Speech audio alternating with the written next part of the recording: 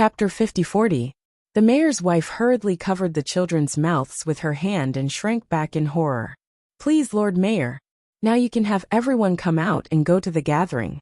The old mayor stood up shakily, took out the sound-amplifying mystic weapon he usually used to summon people, and took a deep breath. There were about 400 to 500 people in Wangzhuang town.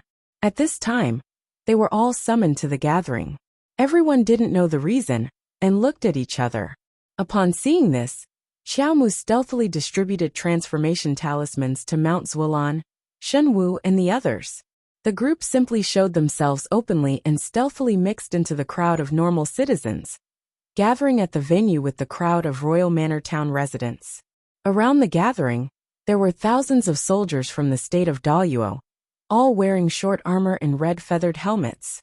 The townspeople of Wangzhuang town gathered together somewhat timidly. In the cold weather, even if there was a faint ray of sunlight on the horizon, everyone still felt cold in their hearts. Arbor stood in the crowd, looking left and right at the shriveled crowd. He suddenly felt as if he had returned to the Quoto village from several years ago. At that time they were also this weak. When faced with the bullying of the Heavenly Tao sect, none of the villagers dared to speak. They only dared to watch silently, hiding on the side like walking corpses. They dared to be angry, but didn't dare to speak. Today it was still the same. In a different place, with a different group of people, nothing had changed. They were still a flock of lambs waiting to be slaughtered. Weakness was indeed the original sin. Arbor frowned and looked forward. That Daluo General Hajuo stood on a stone pier half the height of a person, staring at the townspeople of Wangzhuang town below with bright eyes. He turned his head, and gave his deputy General Gu Er a look. The young general immediately walked to the front of the crowd with half a whip, and asked with a chuckle, "Lord Mayor, is everyone here?" The old mayor and his family stood at the front of the crowd. When he heard Gu Er's question, his body trembled, and he nodded silently. Gu Er smiled. "Since everyone is here, let's bring them over." As soon as he finished speaking, there was the sound of iron chains swaying beside him. Everyone felt their hearts tighten, as they subconsciously gathered closer to the center. Hua hua hua hua. A chain as thick as an arm was dragged over from afar. Standing beside Arbor was a girl about her age, about 16 or 17 years old. Because of her nervousness, her round face was covered with fine beads of sweat. Arbor could clearly hear her rapid breathing, and it seemed that her heart was beating faster. "Ah!" the crowd suddenly exclaimed. Everyone looked along the long iron chain, and saw two large iron cages, more than a meter high, being dragged over by 4 or 5 strong men. Clack, clack, clack, clack. The friction between the cages and the ground produced a series of rough and ear-piercing sounds. In the cage, there were 2 monsters whose faces could not be seen clearly. Their hair was messy and drooped on their foreheads. A pair of small blood-red eyes were staring at them through the cage. Arbor thoughtfully looked at the iron cage a few more times. Looking at the 2 zombies locked in the cage, one big and one small, he felt a sense of déjà vu looking at their figures. One of them seemed to be a boy. Wait, Arbor's eyes flashed, and his sharp gaze once again swept past the 2 monsters in the cage. A thought suddenly flashed through his mind. They seemed to be the Fong siblings he met on Lotus Pond Island. "I worked overtime until 10 o'clock today, so I came back too late. I'll sleep first, and make up for 2 more chapters tomorrow. Happy New Year. I still have to work overtime tomorrow, so I don't know when I'll be back. I'll probably make up for it later." Chapter 50-41. The townspeople of Wangzhuang town all looked terrified, as they took a few steps back in unison. Many townspeople huddled together. Other than the sound of each other's heavy breathing, there seemed to be no other sound between heaven and earth in the blink of an eye. At this moment, the scene of 400 to 500 people was so silent that one could hear a pin drop. The girl next to Arbor was nervously pinching the corner of her clothes, when she suddenly turned her head to glance at Arbor. In other people's eyes, Arbor currently looked like a woman in her early 30s with a face full of freckles. Arbor also couldn't do anything about this transformation talisman, when her image became so terrible. This transformation talisman was too random. Depending on its mood, it could transform however it wanted. In any case, it couldn't escape the word ugly. Aunt. The girl called out to Arbor timidly. Arbor instantly felt like fucking a dog, and her gaze swept coolly over the girl. Aunt. The exquisite and adorable Sir Jojo was actually called Aunt. Who's your aunt? Your whole family is your aunt. The round-faced girl didn't understand why Arbor was looking at her with such a strange gaze, and she whispered timidly, Aunt, can we still escape? Arbor glanced at her. At a moment of life and death, naturally even if there's only a slim chance of survival, we still have to fight with our lives. The round-faced girl nodded, and surreptitiously took out a wood-chopping knife from behind her waist. She muttered, Aunt, I think these people aren't decent people. Later, let's seize the moment and charge out. Arbor glanced at the kitchen knife in this fellow's hand, and the corner of her mouth secretly twitched. In the little stoic's opinion, it was enough to have a valiant heart that didn't fear death. At least among these people she was about to save, there were at least some who dared to come out and fight against fate. Zhualanshan glanced at the thing in the iron cage, and lowered his voice to ask Arbor, Xiao, what's in this cage? Why did it feel like the whole world had changed after he woke up from his hibernation, for over 100 years? In the past he had never seen such an ugly creature. It was howling and panting in the cage. It looked like a human but not like a beast. It gave people an indescribable feeling. Arbor glanced at him, and silently took out a book from his inner world. He patted it lightly in Zhualanshan's hand and said, Study it when you have time. The world today is very different from before you hibernated. Zhualanshan's hand inexplicably trembled, and a thought flashed through his mind. Does this stoic face have a special hobby of handing out pamphlets to people? He flipped open the booklet titled Corpse Puppet Guide, and saw a picture of a rotting corpse on the first page. There was a small line of words on it, Beginner-level corpse puppet. Likes to bite people. The speed at which its corpse poison spreads is low, and its walking speed is very slow. Zhualanshan's hands trembled again. The zombie on the first page of the booklet was really lifelike, as if it was about to jump out of the paper. If he studied it in the middle of the night, his heart would probably be greatly affected. He hastily slapped the booklet shut, and turned to give Jojo a kind smile. The little stoic glanced at him. These two in front of us have evolved to intermediate-level corpse puppets at most. However, 2 intermediate-level corpse puppets were enough to scare a group of mortals. When mortals saw such terrifying things, they would definitely be so scared that they wouldn't be able to walk. Chapter 50-42. Just like now, when the townspeople saw them open the iron cages and drag out the 2 corpse puppets, they were so frightened that they couldn't stop screaming. The pale-faced women in the front row couldn't keep their legs steady, and fell to the ground. The Fong siblings were sprawled on the ground, crawling on all fours, but their speed was very fast. Miss Fong passed through the crowd in an instant and roared at a fat woman, who had fallen to the ground. The fat woman's eyes rolled back, and she actually fainted from fright. Ha ha ha ha. The mocking laughter of the Doro soldiers came from all around, mixed with a few curses. So this is all there is to the people under the feet of the Emperor of the Divine Prefecture. 2 mid-level corpse puppets scared them to this extent. They really are a bunch of flowers in a greenhouse, so well protected. Could it be that they never even knew what corpse puppets looked like before? After the mockery, there was a wave of unbridled laughter, one after another. Arbor glanced at these Doro soldiers from the corner of her eyes and sneered. The small hand by her side suddenly moved slightly. Hundreds of thousands of fiery evil mosquitoes suddenly spread out from between her fingers, flying in all directions. At first, the crowd only felt as if some mosquitoes and flies were flying in front of their eyes, and didn't pay too much attention. But with the cry of a soldier, a fiery prelude began. This person suddenly spat out a ball of fire from his chest, and it inexplicably spread to the people around him. It was so fast that it caught people off guard, and there was no time to defend. The first soldier who was enveloped by the fire quickly shattered into a pile of bones, falling to the ground with a bang. He was deader than dead in a matter of minutes. This unforeseen event not only scared the 400 to 500 Royal Manor townspeople, but also scared the Doro soldiers to death. This fire inexplicably started burning from within, burning outwards. It was as if a fire had been poured on a person's heart, abruptly igniting it. The crowd didn't know what was going on, and became more and more nervous, unable to control themselves. General Doha shouted angrily, "Don't panic. An enemy has sneaked in." The young Deputy General Gu Er was experienced and knowledgeable. He immediately sensed that something was wrong. The young man ordered loudly, "Don't panic. Pay attention to whether there are any strange objects around you. Activate your defensive profound artifacts first. Defend! Defend!" The soldiers of the Luo Kingdom shouted in panic. One after another, they activated their defensive Xian weapons and looked around. Gu Er's judgment was very accurate.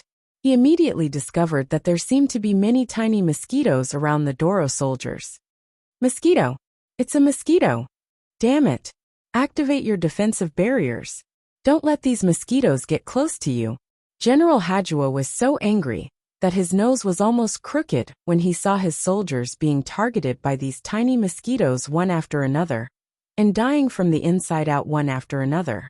This was truly an unforeseen event. Before the main forces arrived, they planned to camp here for 1 or 2 days. Unexpectedly, before the battle had even begun, his soldiers had inexplicably attracted a swarm of mosquitoes, and dozens of them had been killed. This really wasn't a good sign. Could this be a sign that the future siege would not be easy to fight? General Hajuo's face darkened as he loudly berated his soldiers. Chapter 50-43. Don't roast them with fire. These mosquitoes don't seem to be afraid of fire. Use ice. Freeze them. Yes, freeze them. As soon as the general finished speaking, several streams of water shot towards the fiery evil mosquitoes flying around in the air. The streams of water quickly froze into icicles in the air, but only a few fiery evil mosquitoes could be frozen. These little mosquitoes moved very quickly, flapping their wings and flying away. It was a fool's dream to want to freeze all of them. General Hajuo saw the mess in front of him, and could not help but take a deep breath. He shouted angrily, "A bunch of good-for-nothings. I told you to freeze them. Didn't you hear me? Faster, faster." Icicles. Crackle. An icicle formed by condensing water into ice exploded in front of the general, turning into ice crystals that fluttered in the air. The general was so angry that he shouted, "I told you to train hard every day, but you can't even do something as simple as condensing water into ice.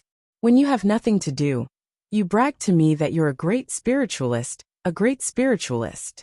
When I really need you to fight, you're useless." While he was cursing nonstop, Gu Er walked up with a serious expression. "General, these mosquitoes must have been released by someone.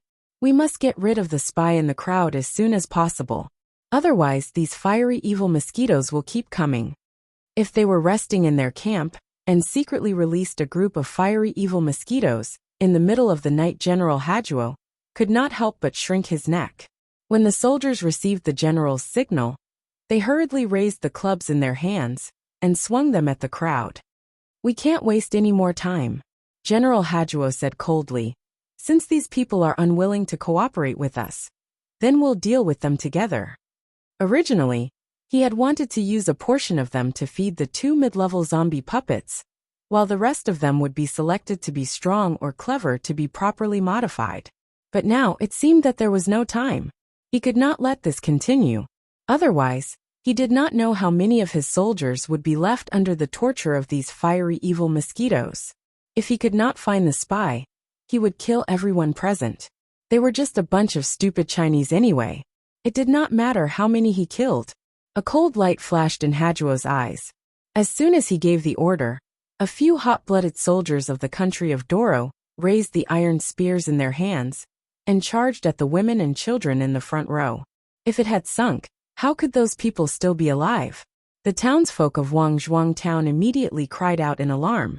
More than a dozen young and strong men were looking everywhere for suitable weapons, wanting to risk their lives to fight against the vicious soldiers of the country of Duo Luo. At this moment a loud boom was heard. It was as if a thunderclap had exploded on the ground. All of a sudden, the group of soldiers in the front row exploded. This time, it was as if a flower had bloomed, and the ground was dyed red. The explosion of the divine power ball shocked everyone present. More than a dozen soldiers of the kingdom of Daluo who were caught off guard, were blown away. Their limbs were crippled as they hung on the stone pillars. General Hajuo's pupils constricted as he shouted, "Defensive shield! Defensive shield!" Gu Er roared as well. Swoosh! In front of Hajuo and Gu Er, 3 rows of shield walls immediately appeared, protecting them firmly behind them. Hajuo was cursing in his heart. This battle is a disastrous loss. Chapter 50-44. The worst thing was that he didn't even know who the enemy was, or where they were hiding. At this moment he still couldn't tell. So many soldiers had died in the vanguard. How was he going to explain this to the state preceptor? When he thought of the state preceptor's stern face, General Hajuo couldn't help but shudder. His entire body trembled. At this moment rows of Doruo soldiers, from half-squatting to standing upright, surrounded the two of them. They erected hundreds of defensive shields in front of them, and roared in unison, "Pay attention to your defenses." The anger in General Hajuo's heart was about to materialize into sword light. "Which friend is stirring up trouble in our small town? Why don't you show yourself for a chat?" As soon as Haduo finished his sentence, he saw a ball of divine power flying towards them. It was like a ball of divine power was being tossed around. With a loud boom, it smashed into their shields. Countless Doruo soldiers used their bodies to withstand the explosion of the ball of divine power. The soldiers in the front row, who were bearing the most weight, were immediately affected by the explosion of the ball of divine power. They all spat out mouthfuls of blood, and barely supported their shield-bearing bodies. Hajuo's face darkened as he looked at the Wangzhuang townsfolk huddled together. "Fire the arrows." He wanted to see if this person would still hide among a bunch of useless commoners and fish in troubled waters. He was trying to force them out of hiding. Behind the defensive shields, hundreds of archers immediately surged forward. They all knocked their bows and aimed in the direction of the townsfolk. The old mayor trembled as he pushed his children and grandchildren beside him. He cried out in alarm, "Go, go! Go quickly!" The townsfolk finally reacted. When they saw that the enemy was about to shoot them indiscriminately, they hurriedly scattered in all directions. They stumbled and crawled as they fled for their lives. Thump, thump, thump. A dozen or so townsfolk fled a few meters before they suddenly realized that there were 4 invisible barriers erected around the meeting place. Commoners like them couldn't see clearly at all. At this moment, they were like a group of trapped beasts, trapped in these 4 tall invisible barriers. "Ah!" The round-faced girl let out a cry of alarm and kicked the barrier in front of her. He kicked until his feet hurt, but he still couldn't push away that invisible barrier. At this time, many people rushed to the girl's side, kicking, hitting, biting and head-butting. However, no matter how hard they tried, they were still firmly trapped in this predicament, unable to resist the cruel fate. Was this the fate of ordinary people? Don't do anything yet. Look, look, look. The round-faced girl suddenly tugged at the arm of a woman beside her. The woman was holding a child who was only a few years old. Her hair was disheveled, and she looked like she had gone mad. Now that he was pulled by the round-faced girl, his mind became a little clearer. He turned his head to look in the direction she was pointing. The place where 400 to 500 townspeople had gathered was now left with only 7 people, after they scattered like birds and beasts. 7 men and women with crude appearances. They looked very ordinary. Judging from their appearance, these 7 people were about 30 years old. The one standing at the front was a short woman with a round face full of freckles. "Who are you people?" Haduo frowned as he looked coldly at the 7 people. Were they the ones who secretly released the fire mosquitoes and smashed people with the god power pearls? They really looked like a group of village women. There was nothing special about them at all. No wonder no one could recognize them when they were mixed in with the crowd. Chapter 50-45.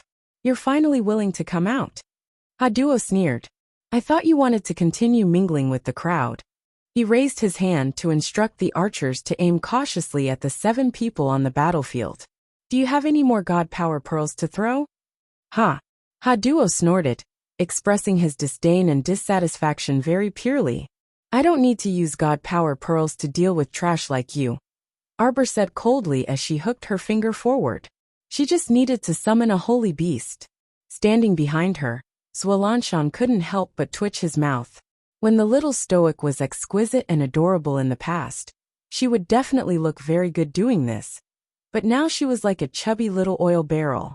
Her face was full of pockmarks and freckles, so she looked very ugly no matter what she did. Suddenly, two figures flashed, and two slender and naturally handsome figures appeared next to the little stoic. "Jojo, are you summoning hubby?" The little stoic looked back in bewilderment. A pair of deformed mung bean eyes suddenly lit up. Her lotus had finished absorbing ancient Emolien's soul pearl? But that was to be expected. Under the main planet's 12-fold time flow, the absorption of soul pearls should be very fast. "Jojo, why didn't you summon me for a fight? This venerable one's hands and feet are about to turn stiff from idleness." The venerable peach blossom, immortal, glanced at the other side. He saw a large group of Luo soldiers using defensive shields to form 3 human walls, and vigilantly watching them. Arbor was about to walk toward them, when she suddenly looked down at her appearance. She pinched her chubby bucket-like waist, and instantly felt like the sky was falling down. What was going on? Why did she become so ugly? She inexplicably felt like she didn't even have the right to walk to them. She couldn't use this damn transformation talisman next time. How could it randomly transform, and not recover within 12 hours? Before she compared herself to Zhualanshan and the other ugly people, she didn't feel any harm when she stood next to them. But now the harm immediately came. Arbor stopped in her tracks. She couldn't stand Emolien's tendency to float to her side. She didn't move, so those two people moved over. "Jojo, what's wrong?" What was with the little stoic's expression? She was looking at them oddly. "Jojo, your husband came out of closed-door training early. Don't tell me you're not surprised at all?" Emolien hooked her little hand naturally as he spoke. In the end, the little stoic abruptly slapped his hand away. Before Emolien could react, this fellow gestured to her current appearance and asked with a sullen expression, "Did you guys not notice how different I am compared to usual? Were these two blind?" Not a single one of them was surprised to see her like this. "What's the big deal?" Emolien grabbed her hand and said nonchalantly, "You're my Jojo anyway. No matter what you become, you're still my Jojo." Zhualanshan, whose mouth was stuffed with dog food, rolled his eyes and roared, "Are we still fighting or not?" Just looking at it made him sick and annoyed. For a childless old bachelor like him, who had been a bachelor for several hundred years, he seriously couldn't understand what was so good about a wife. Women were creatures who liked to make a fuss and shout all day long. They were so noisy and annoying. In any case, he wouldn't find a wife in this lifetime. "Fight!" Arbor nodded and pointed forward with 2 fingers. "Zhualanshan, you were so powerful when you attacked us at Forget River. Now you should use 1/10 of your strength to deal with them." Chapter 5046. Why are you still harping on the river of forgetfulness? It could have been over long ago. Zhualanshan suddenly leaped forward, revealing his beast form. He had a human body and a snake tail, and his magnificent scales rubbed against the ground. With a flick of his tail, his robust tail heavily smashed into the human shield wall with a bang. A dozen or so sounds of blood being spat out were heard in succession. Zhualanshan's snake tail smashed down, and immediately sent 2 Duoluo soldiers flying. Although there were people rushing up from behind to fill in the gaps, the entire shield wall was already on the verge of collapsing due to the overly chaotic movements. Hajuo sharply stared in Arbor's direction. He took a deep breath and shouted with a gloomy expression, "This human snake's cultivation is very high. Even I can't see through his realm." Damn it! They were originally stationed at Wangzhuang town to wait for Grand State Preceptor Larry's arrival. The defenses in this area had already been set up, so they only needed to follow the Grand State Preceptor's orders and capture some people to transform while waiting. Think about it. How delightful would it be to turn those foolish citizens of the Divine Province into a bunch of brainless monsters that only knew how to obey orders and let them bite each other as they pleased. But now their plan to cultivate zombies had just begun, and it seemed like it would be interrupted by these people in front of them. They had to hold on until Grand State Preceptor Larry came to rescue them. General Hajuo silently repeated this 3 times in his mind before revealing a stiff smile. "Friends, don't listen to his nonsense." will launch on attack. Arbor habitually gave orders. When the latter heard the little stoics shout, he also inexplicably charged forward out of habit. As he charged, he inwardly cursed himself as a dog. He didn't expect himself to become so docile and obedient after following the stoic for a short while. The human snake charged into the enemy's camp like a giant descending. Wherever its long tail swept past, it swept away everything in its path. No one in Duoluo could withstand this sacred beast's attack, and they all retreated step by step. Emolien grasped Arbor's small hand and said softly, "These people brazenly set up a stronghold in Wangzhuang, so they should be relying on talisman formations." Arbor nodded slightly and glanced at the transparent barrier around them. What kept the townsfolk out of the meeting place was the defensive barrier that had been set up. She had been somewhat curious since the beginning. This talisman grandmaster had spent a lot of money to set up such a large defensive wall. But why didn't he show himself? She smashed them with the divine power bead and asked the snake to bully them like this. But she still couldn't force this talisman master to show himself. It could be imagined that this person's relationship with the country of Daluo shouldn't be that good. It didn't matter. She was just curious about talisman masters. Every time she met a talisman master, she always thought that it would be best to have a talisman competition with them. This way, she would be able to have a better understanding of her own talisman skills. She silently practiced, according to the golden talisman jade tome. Most of the time she felt too lonely. If he could have a few sparring partners, he would feel that it would be good. In fact, whoever became her sparring partner would have 8 lifetimes of bad luck. This fellow used the long-lost talisman techniques from the golden talisman jade tome to crush others. Every time she was done, she would feel that the other party was too weak and reveal a regretful expression. Ever since this fellow's reputation as a talisman master spread throughout the 3 provinces, very few people wanted to compete with her in talismans. No one was a masochist's Wulon Mountain's snake tail swept past, and the power was like crushing dry weeds and smashing rotten wood, instantly crushing the defensive shield formation. The 4th watch made up for the 2nd watch, and the 6th watch was completed. Chapter 5047. Many of the Luo soldiers were rolling on the ground as they screamed in pain. General Hajuo's face darkened as he said in a low voice, "Retreat." He felt that if they continued to stay here, the 5,000 soldiers under his command would all die here. They would all be destroyed by someone. In order to preserve their strength, they had to endure for now for the sake of long-term benefits. Hajuo gritted his teeth and raised his hand. He whispered to the young General Gu Er, "State Preceptor Larry might not be able to make it on time. We must retreat quickly." If they retreated now, they could still save 2,000 to 3,000 soldiers. If they continued to dawdle, no matter how many people they had, they would not be enough to be wiped out by the snake.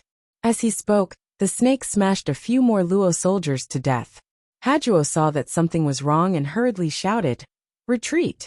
Retreat! Retreat!" Gu Er's face was cold as he bellowed. The panicked soldiers of the Luo kingdom hurriedly fled backward, like flies that have been pinched off, disorderly. The entire banquet hall was instantly filled with a cacophony of shouts. It was a complete mess. At this time, no one had the time to care about others. They were too busy running for their lives.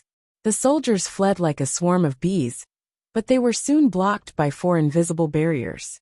General Haddo leaped onto a muscular black wolf, and the rest of the Dora wolf team hurriedly followed suit. Following their general, they rushed to the transparent defensive wall.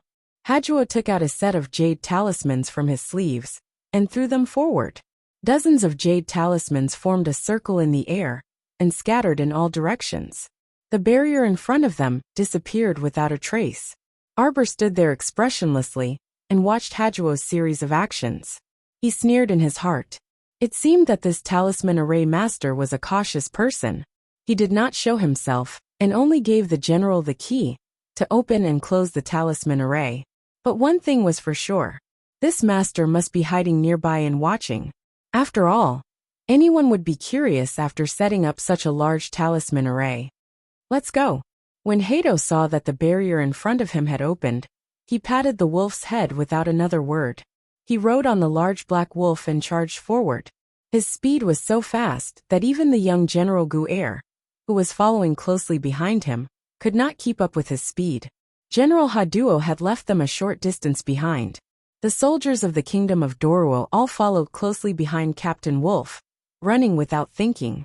They only wanted to get far away from that crazy snake's attack range. This human snake was simply unparalleled. Without a second word, it would smash anyone it saw. Wherever its huge tail swept past, almost everyone would be turned into a pile of meat paste. Quick! Guer patted the wolf's back and urged loudly.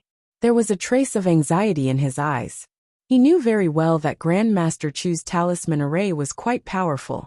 Even if he had the key to open the defensive wall, it would only take him a few minutes to pass through. After a few minutes, the defensive wall would close up again, sealing the remaining people inside. Heh! Guer snorted coldly, a hint of ridicule flashing in his eyes. At that time, it would be like catching a turtle in a jar. As long as Grandmaster Chu sent them on their way outside the talisman array, they would have a good time. Apart from that human snake whose realm could not be determined, everyone else would be in for a bad time. Chapter 50-48. The Kingdom of Luo soldiers followed Wolf Troop as they charged out of the gap in the defensive wall.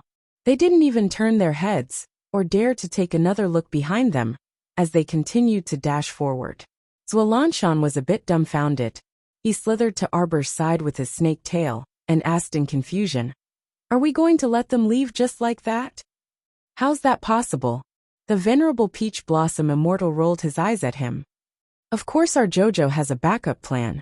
Zualanshan nodded with a sluggish expression and said, "Let me think, the little stoic isn't an open-minded person. How could she let these people leave just like that?" Arbor turned to glare at him. Emolien's mouth twitched, and he rebuked Zualanshan with a taut face. "Don't speak if you don't know how to speak." Mutes liked to talk, and every time they spoke, it always sounded off. Actually, Zualanshan's original intention was to say that the little stoic was someone who repaid kindness with kindness and enmity with vengeance. So she shouldn't have let that General Haduo leave just like that. He felt that this action didn't seem like the little stoic's personality. In the end, his words took a 180-degree turn, and he was referring to this person who didn't use words to convey his meaning. Zualanshan shut his mouth aggrievedly, but he was very puzzled on the inside. This little girl was truly too difficult to handle. Like the weather in March, that little face of hers really changed on a whim. She was fine just now, but now she immediately tensed up. "Ignore him, he's uncultured." Emolien pulled his wife's hand and said quietly, "Later, we'll find him a teacher and properly educate him on popular culture. Tell him not to use these idioms carelessly in the future." Arbor pursed his small mouth and nodded reluctantly. She looked up at her husband, and then lowered her head to look at herself, a faint trace of worry rising in her heart. Her current appearance as a fat winter melon. Why did she feel so disgusted standing next to her husband? The little stoic pulled a long face and pushed the man. "Move over a bit." His Highness the Crown Prince blinked and looked at his wife in incomprehension. "Why? Not really compatible." "How could it not be?" Crown Prince Emo abruptly reached out and picked up his wife. "Wife, you match me no matter what you look like." Arbor widened his deformed beady eyes and glared at him angrily. He raised his little hand and smacked him on the head. "Don't mess around. I'm not fooling around." Prince Emo blinked and lowered his head to rub her hair. "We've been married for so many years, Jojo." Before he could finish his sentence, he felt a force pushing against Jojo's lower abdomen, trying to push him away. Emolien was shocked and didn't dare to resist. She could only allow the force to push her back 2 steps. She glanced at her daughter-in-law, who was 2 steps away with an aggrieved expression. Arbor couldn't help but want to laugh. He raised his hand to touch his stomach and snorted. "Baby Emo doesn't like you." This was not the first time he had pushed his father away. The pitiful His Highness the Crown Prince despised him so much even before his child was born. On the other side, the venerable Peach Blossom Immortal truly couldn't stand it anymore. He patted Zualanshan next to him and said, "Let's go ahead and take a look. Those people should be back by now." Which people should be back by now? Zualanshan followed him in bewilderment. They didn't go far before they saw dust swirling in the distance. A large pack of black wolves was carrying a group of panic-stricken Doro soldiers as they retreated. It was as if there was a ghost behind them. Chapter 5049. The group of people fled in all directions, not caring about their image at all. Some even crawled 3 times with each step and rolled on the ground, as if their legs were so weak that they couldn't even lift them up. Zualanshan was baffled. He looked at the venerable peach blossom immortal in confusion. What's wrong with him? As soon as he finished speaking, he saw a large swarm of things rushing over from behind the Luo soldiers. From afar, it looked like a black ocean, making one's scalp tingle uncontrollably. The rolling little sand scorpions rushed over in great jubilation. Like a tide, they surrounded the soldiers of the kingdom of Dayuo. Soon, the thousands of Luo soldiers, as well as Ha Duo and Gu Er's group, were all trapped in a tight encirclement. They kept moving forward, shrinking the encirclement. Fuck, what are these things? Zualanshan hurriedly retreated a few steps, his scalp tingling. Boom, boom, boom, boom. The stone slabs around them suddenly flew up and stacked on top of each other, quickly building 4 high walls around them. They rotated noisily, trapping everyone in these stone slabs. Ha Duo and his group's eyeballs almost fell out of their sockets. They cautiously moved left and right, looking back and forth.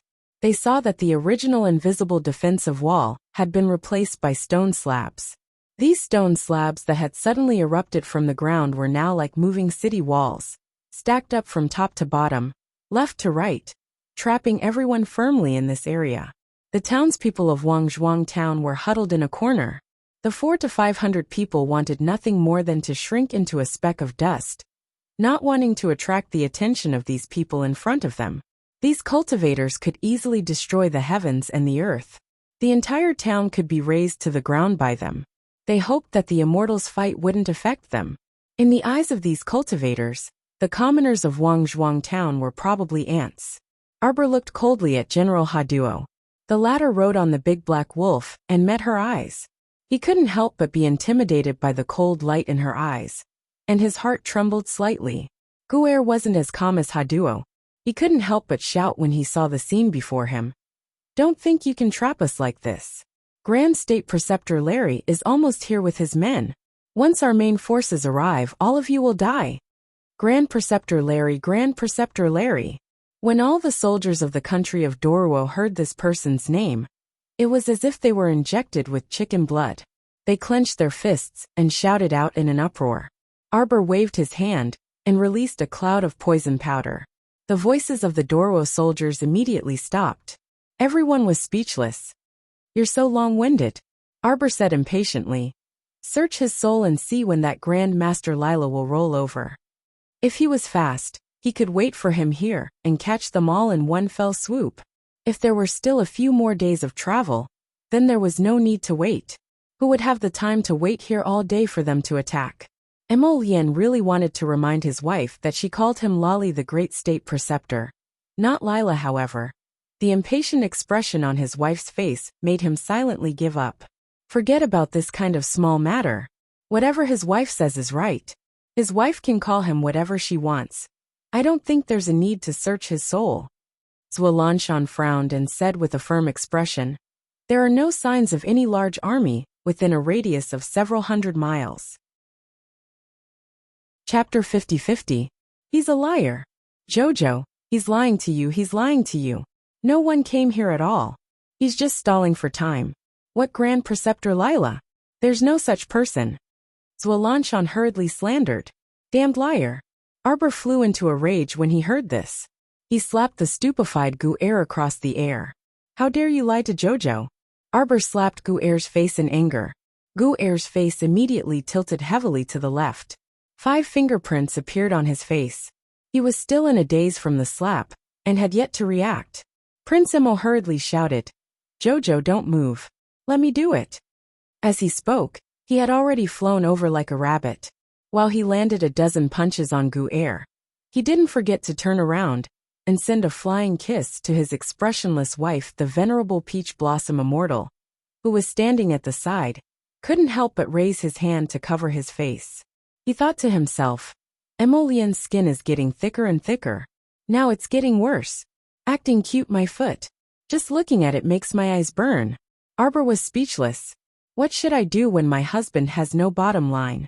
However, my husband looks so good when he smiles. He's like a flower that needs to be cared for and nurtured. He'll definitely grow stronger and stronger in the future. Jojo has to work hard to nurture him. He can't let the flower grow crooked. While he was pondering, Student Mo had already landed dozens of punches, knocking the unlucky Gu-er off the wolf's back. He fell to the ground in a tragic manner. His tumble caused his head to land on the dirt floor with no stone tiles on his face. When he ate a mouthful of dust, his nose, mouth, and face were all broken. Gu-er howled miserably several times as he struggled to get up. But Crown Prince Mo swiftly kicked him down with a swift kick. Gu-er's eyes stung. He had the urge to cry. Oh my god, who can save me? What if I encounter a lunatic with extremely strong killing power? Arbor coughed softly and waved his hand. Stop. Listen to what he has to say. Emolien stealthily retracted her long leg and lowered her head to look at Gu-er, who had been trampled into the mud by her. She snorted and said, Don't pretend to be dead. If you continue to pretend, I'll really kill you. Everyone was speechless. Gu-er struggled to raise his head. He looked extremely miserable. Half of his face was covered in bruises, and his eyes were almost squeezed into two slits. Grand State Preceptor Larry, his original plan was to stop Wang Zhuangzhen today, Gu-er said in a trembling voice, his face full of helplessness.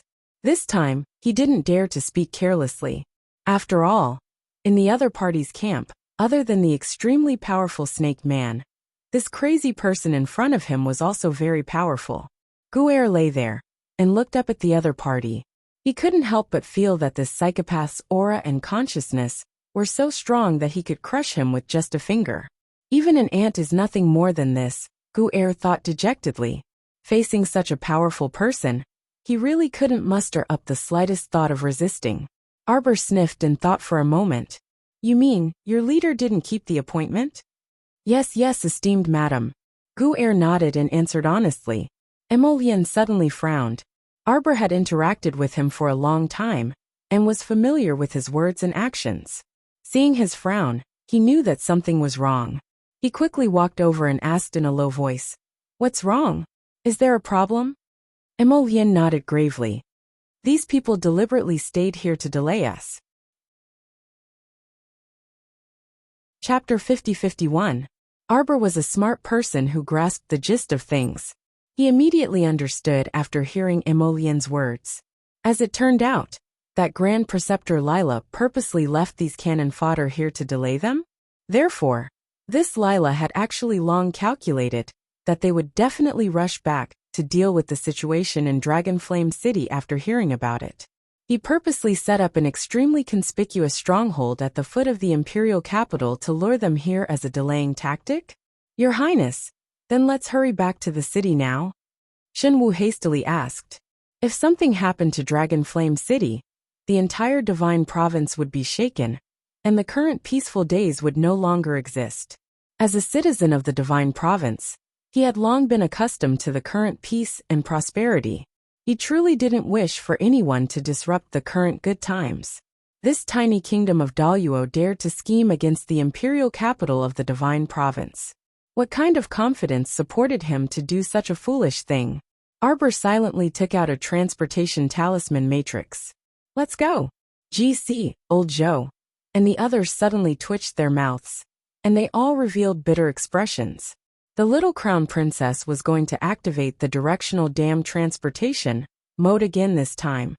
They hoped it wouldn't directly transport them to the enemy's main camp. Hu Jinshan chuckled mischievously and flashed to Arbor's side. Jojo, I like this transportation talisman matrix the most. We don't have to walk a long way and arrive in the blink of an eye. It's effortless. Arbor nodded in agreement. At the same time, he glanced at GC and the others in confusion. The transportation talisman matrix this darling made was so fast and convenient. Why did these people look constipated when they saw her take out the transportation talisman matrix? Could it be that this transportation talisman matrix wasn't fast and stable? Jojo, it's their stupidity. They don't know what's good for them.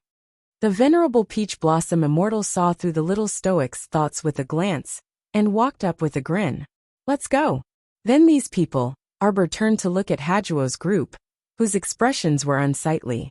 These small soldiers of Dahlia were completely defenseless in front of this humanoid sacred beast of Mount Zhualan. So as long as they wanted to, they could annihilate all these people here. Haduo stared at the little stoic nervously.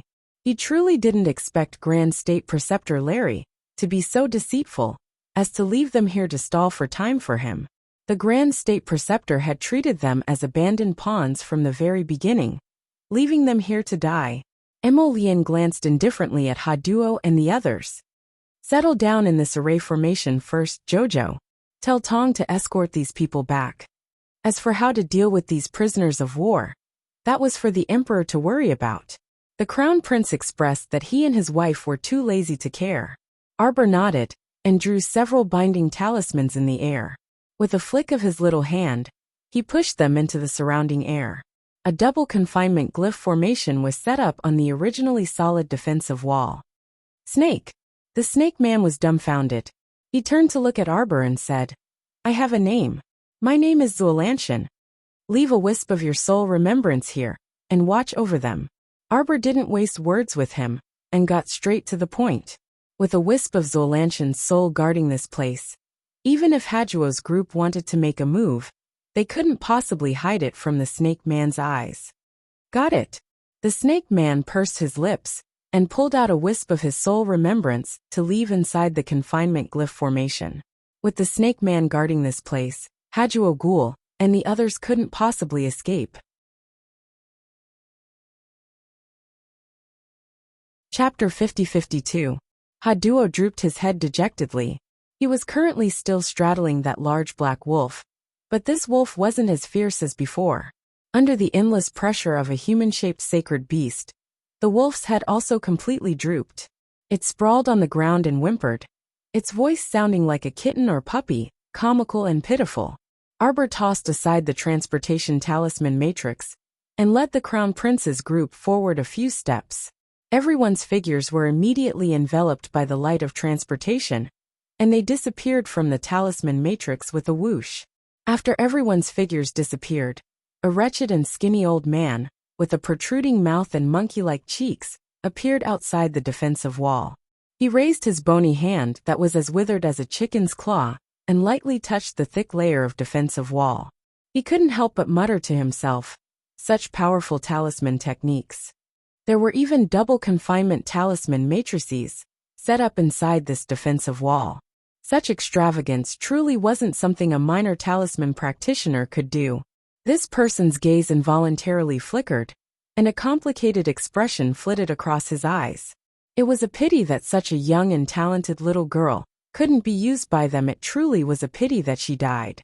Just as he thought this, he suddenly felt a chill run down his spine. He abruptly turned his head, and met a pair of beady eyes head-on. The pitch-black light was like the stars in the night sky, sparkling with a dense halo. Chu Qingfei practically made a prompt decision, and made a judgment in less than a second. He scooped up a handful of red powder, and sprinkled it at the little stoic's head. Jojo, Emolian, and Hu Shirchen's faces simultaneously darkened. They pushed forth layers of water-like energy, directly deflecting the poison powder Master Chu sprinkled in front of Arbor. Arbor's eyes instantly narrowed sharply, and he sized up the man in front of him. Who are you? You give people a sense of familiarity. Arbor raised his hand to block Emolian and Hu Shirchen's attacks, and he sized up the person in front of him again. I remember you. Her voice was faint, and in Chu Qingfei's eyes, it was as if she was a malicious spirit that walked out of hell. When you poisoned me, you also quickly threw out a puppet charm. Did you think I didn't see it? In fact, Arbor had already discovered Master Chu's scheme the moment he made his move. The poison was just a cover. The talisman that made people lose their minds was the real trump card. You are that poison master and charm master, Arbor said coldly. You are from the Clear Sky sect. Chu Qingfei shuddered. You were the one who poisoned and cursed Shagua and his team during the Shentian school tournament. Miss Chiao had a good memory, but she really couldn't remember many people. Especially at that banquet. She had only swept a glance at most of the talented scholars and beauties she had bumped into. She might not be able to remember many of their faces and names. However, if you were to say that she had a bad memory, she could remember everything that had happened so many years ago clearly. As long as someone had tried to kill her, as long as she had caught the person's weak point, she would never forget it. She remembered all of them deeply, and would not miss a single detail. Your disciple calls you Master Chu, Arbor said coldly. Master Chu, the Clear Sky sect is indeed under Hall Master Mu of Tianyan Ha. What a Mu Qingya. She was already half dead as an experimental subject on Snow Island. But she still hadn't given up on her evil intentions. Add more tomorrow. Sleep first. Add more tomorrow. Maybe 8. Chapter 50-53. Seize him. Arbor pointed at Chu Qingfei with a cold glint in her eyes. She was going to personally interrogate this filthy thing. Although Zhualanshan was baffled and completely couldn't understand what Sir Jojo was saying, his reaction speed was very nimble. Once Sir Jojo gave the order, he immediately charged forward on his own accord. At the same time, a ruthless glint shot out of Chu Qingfei's eyes, and he shouted, "Bring it on!" In the blink of an eye, Chu Qingfei flung out several talismans glowing with purple light from his pocket. He flicked the talismans open, and his figure instantly disappeared from everyone's sight. The venerable Peach Blossom Immortal's jaw nearly dropped, and he muttered, He ran away. What kind of master was this? Where was his shame? Did he have no shame as a master? He ran away just like that, and didn't even have the courage to confront Jojo. Moreover, when this person shouted before running away, everyone thought he was about to explode and make some big move. But in the end Emo Lien twitched his mouth, and he lowered his head to glance at his wifey. However, his wifey's expression was very calm, as if she wasn't the least bit surprised or angry about Chu Qingfei's escape. She suddenly extended a finger, and extended a second finger, then a third. When the third finger appeared, everyone only saw a flash of light before their eyes. That idiot Chu Qingfei returned with a bewildered expression. This idiot stood in front of the serpent man and stared at him in the eye. Then he crossed his arms in front of his chest and roared with a flushed face, "Bring it on, little one!" He disappeared again. The venerable Peach Blossom Immortal couldn't resist slapping his thigh and guffawing. Fuck. What was wrong with this person? If you wanted to escape, then escape. Why did you have to shout so loudly before escaping? Was this to encourage yourself, or to show off? Emo Lien's mouth twitched, and he lowered his head to look at his wifey. He saw that she didn't bat an eyelid, and continued to extend one finger after another. When she extended the third finger, sure enough Chu Qingfei, this old fellow, returned again. With a swish, when this old man appeared in front of the serpent man again, the serpent man was on guard this time. He kept looking at the little stoic with his head tilted. When he saw the little stoic raise her third finger, he was prepared to attack at any time. Therefore, the moment the light and shadow flashed in front of him, the serpent's huge tail swung out and wrapped around Chu Qingfei's body, pinning him to the ground. Ah! Chu Qingfei let out a blood-curdling scream. He felt as if his internal organs were about to be torn apart by the snake's tail. It was too difficult for him. Master Chu was on the verge of tears. He really didn't expect that such a small mission he had accepted would actually make him face these fiends in front of him so miserably. If he had known that he would encounter Arbor and the others, he would never have accepted this mission. He had already seen how powerful Emo Lien was when he was underground in Greyfield Village. That was a ruthless character who had destroyed his physical body with a single strike, and he had risked his life to escape with his divine soul. The moment he saw Prince Emo, Chu Qingfei had already thought of retreating.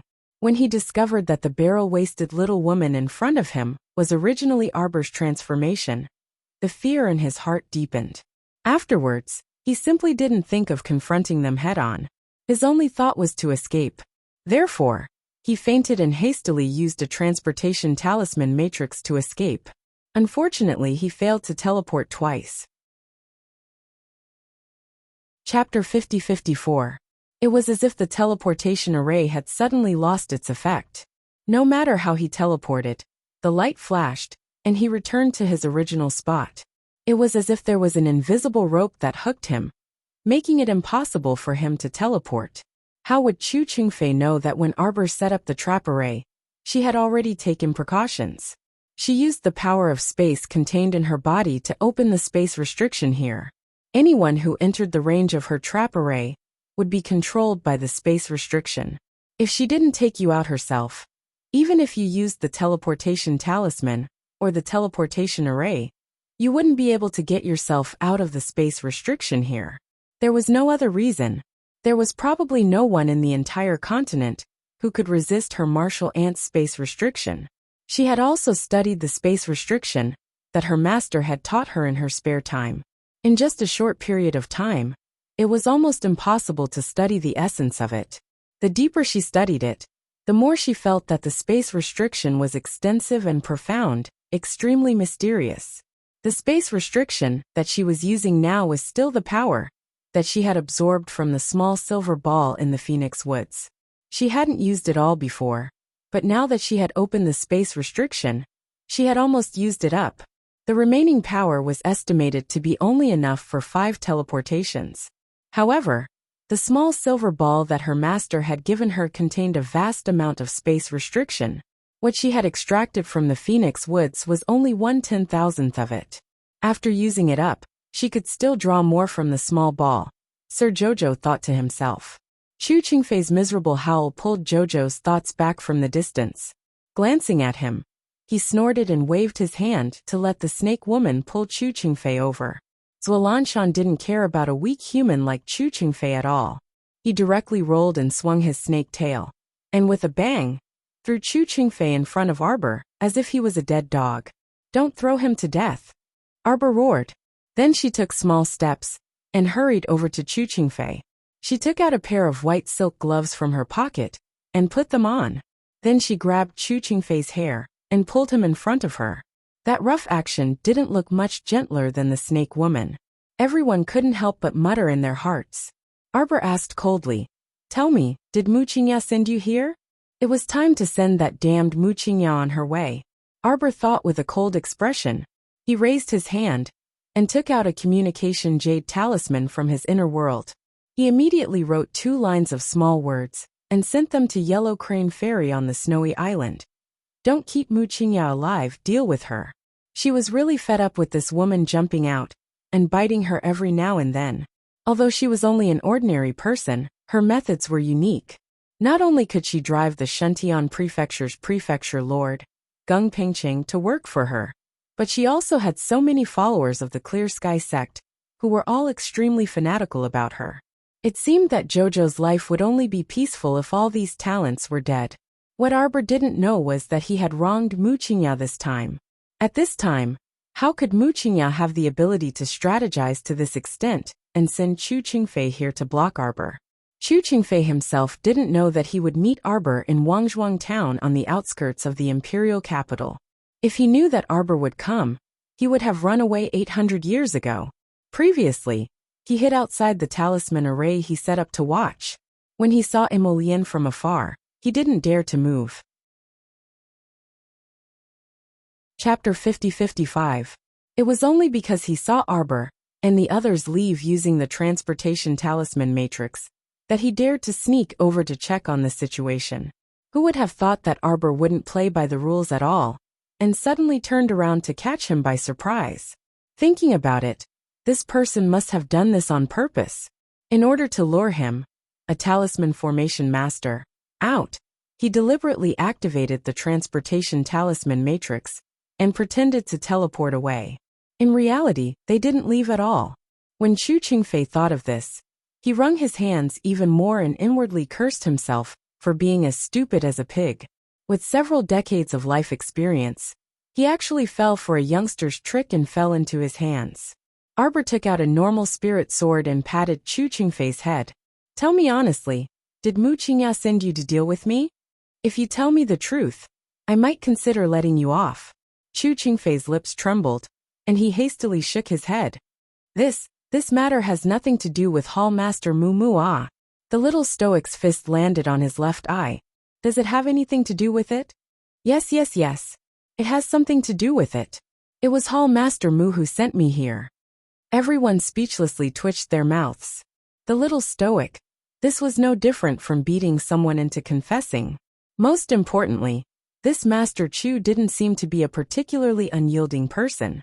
After being punched 3 times by the little stoic, he immediately turned on her. Following her temperament, he would say whatever she asked. In reality, there was a high possibility that this matter really had nothing to do with that Hall Master Mu. Poor Mu Qingya. She really was a scapegoat. Arbor's face was gloomy. On his chubby little face, a pair of beady eyes gazed at Master Chu with a cold glint in his eyes. Master Chu couldn't help but shudder again. He kept feeling that if he didn't answer honestly, the sword in this guy's hand would very likely stab into his chest in the next second. I knew it was Mu Qingya who sent someone to do it. She really has a lot of flower escorts. Arbor looked furious and slashed the side of Master Chu's neck with his spirit sword. Speak. Besides you, who else is following Mu Qingya? Are the Clear Sky faction's people all dead? How was he supposed to answer this question? Grandmaster Chu looked at Xiqiao with a bitter expression. He wasn't in charge of the Clear Sky sect's affairs. Although he was a member of the Clear Sky sect, he was actually a member of the Hall of Heavenly Fortune Talisman. The reason why he joined Hall Master Mu's Clear Sky faction was entirely because he would help Hall Master Mu out of the temptation of benefits. It wasn't because he was bewitched by beauty like the little stoic said. But now, it seemed that this stoic face didn't want to hear any other explanation at all. She had long determined that everyone around Mu Qingya was under her skirt, including him, Chu Chengfei, who was also Hall Master Mu's beloved follower. If the stoic face wanted to think this way, he really didn't have any other ideas. Speak. Clear Sky Sect's people, whether they're dead or not, I really don't know. But as far as I know, the vice head of the Clear Sky sect still wants to rescue Hall Master Mumu. The little stoic flew into a rage and slapped Chu Qingfei's shoulder. I just knew that if that woman Mu Qingya didn't die, things definitely wouldn't stop. Then didn't you already order your subordinates to kill Hall Master Mu just now? In reality, Hall Master Mu was truly wronged in today's matter.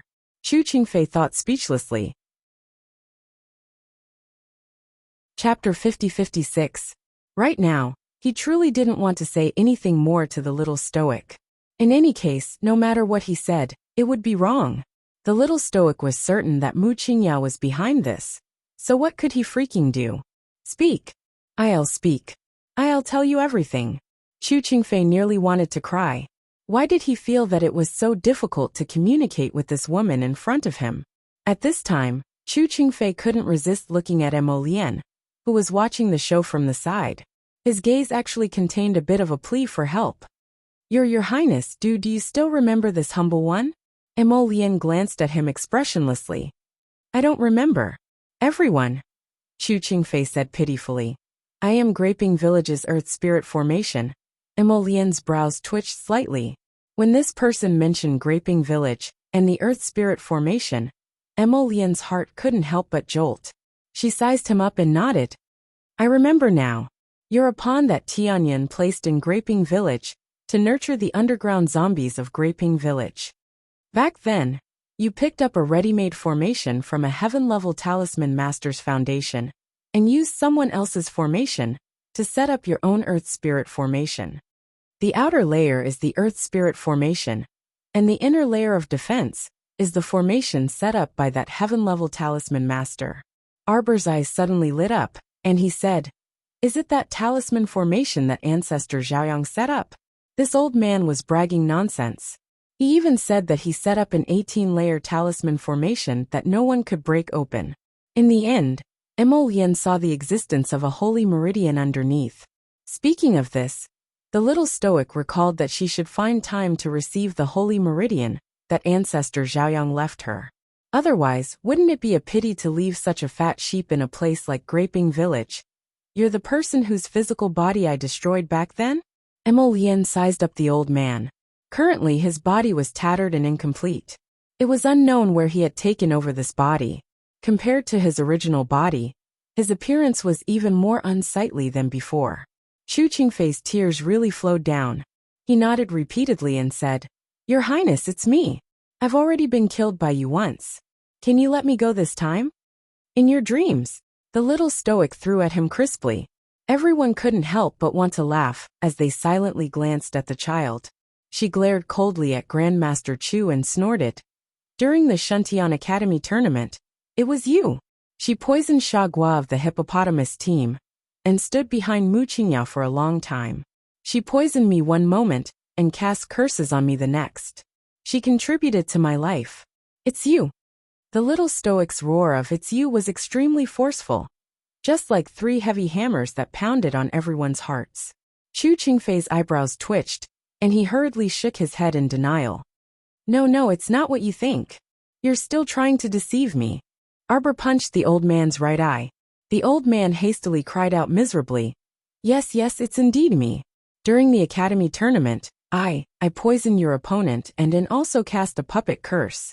But, you broke it very easily, ah. Before the old man could finish speaking, he was slapped silly by the little fellow's slap.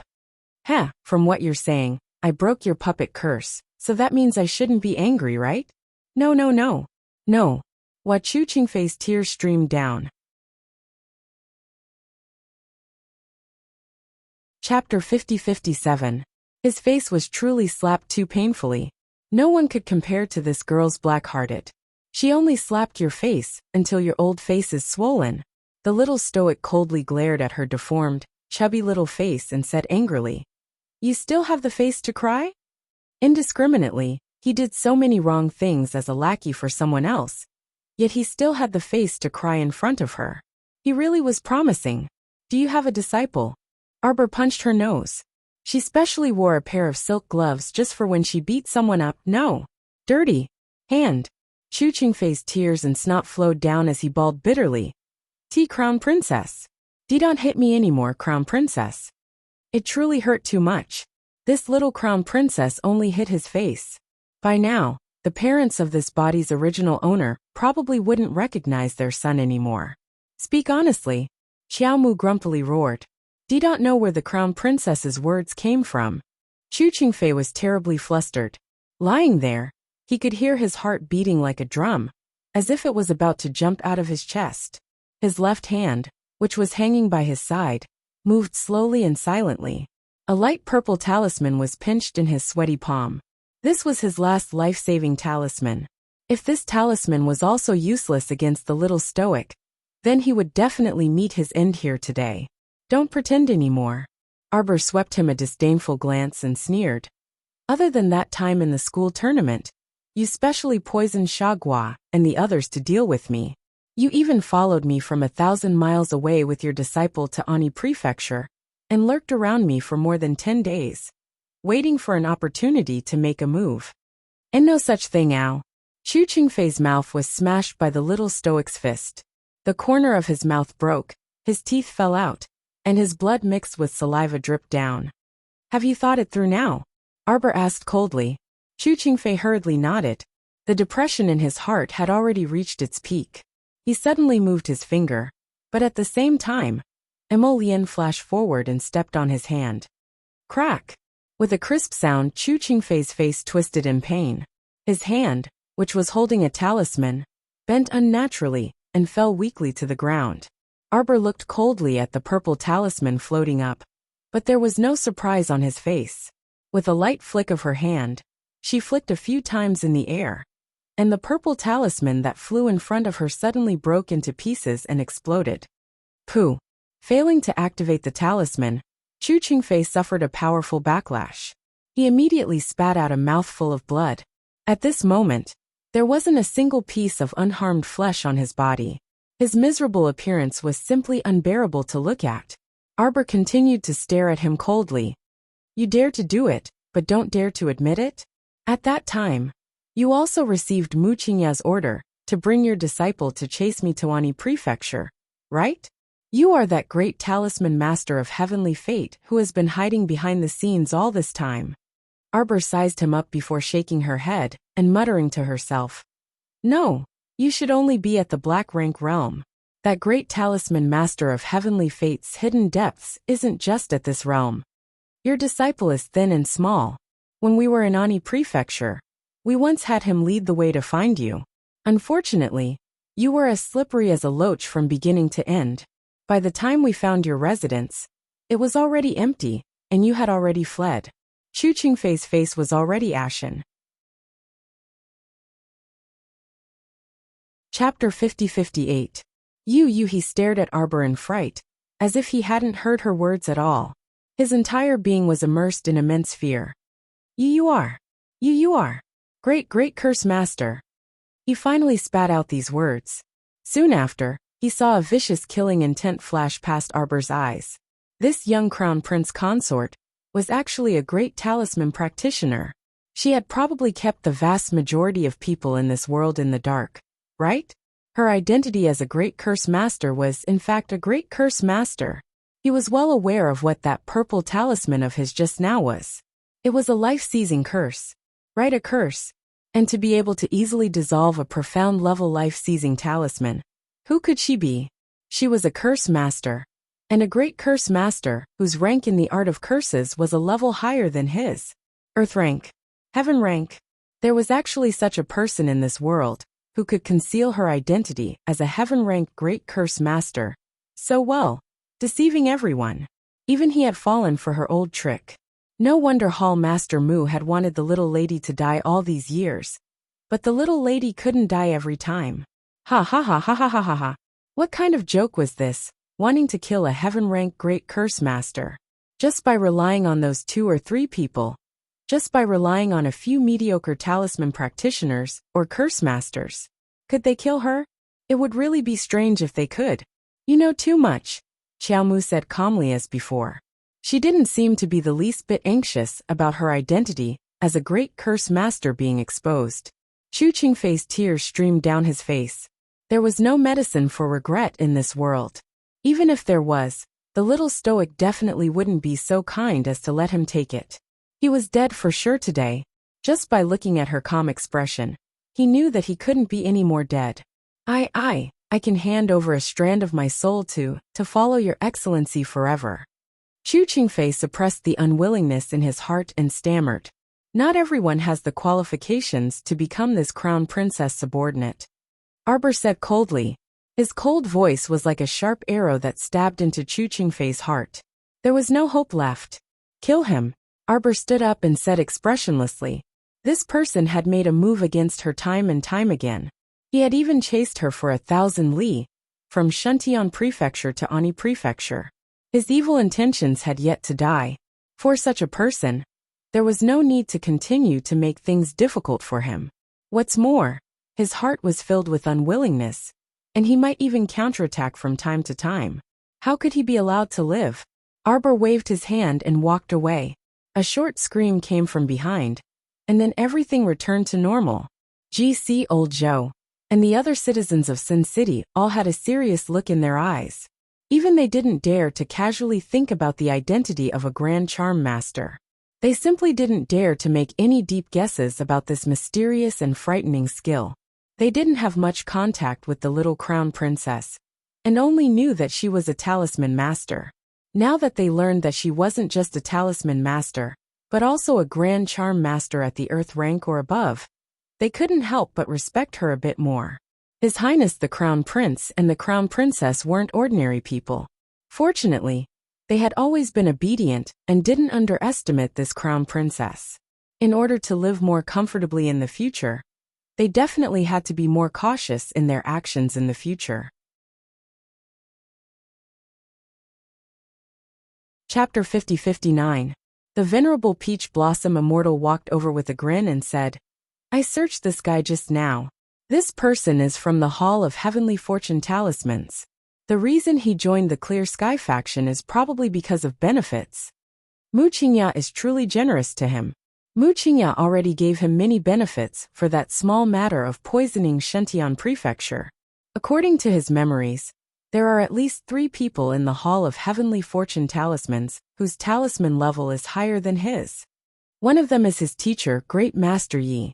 Jojo should have exchanged blows with him before. The other person is called Luohi. He's the Vice Hall Master of the Hall of Heavenly Fortune Talismans. Arbor nodded. I know him. I don't really remember that Great Master Yi. I met this Luo, he not long ago in the Tianji mystic realm.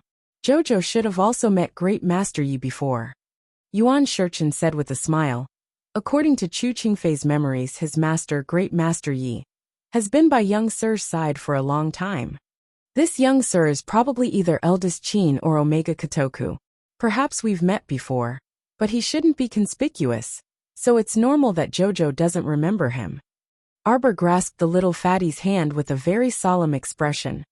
Then there's the other person. It's their hall master of the Talisman's Hall. Yuan Shurchen smiled faintly. This person's identity is very mysterious.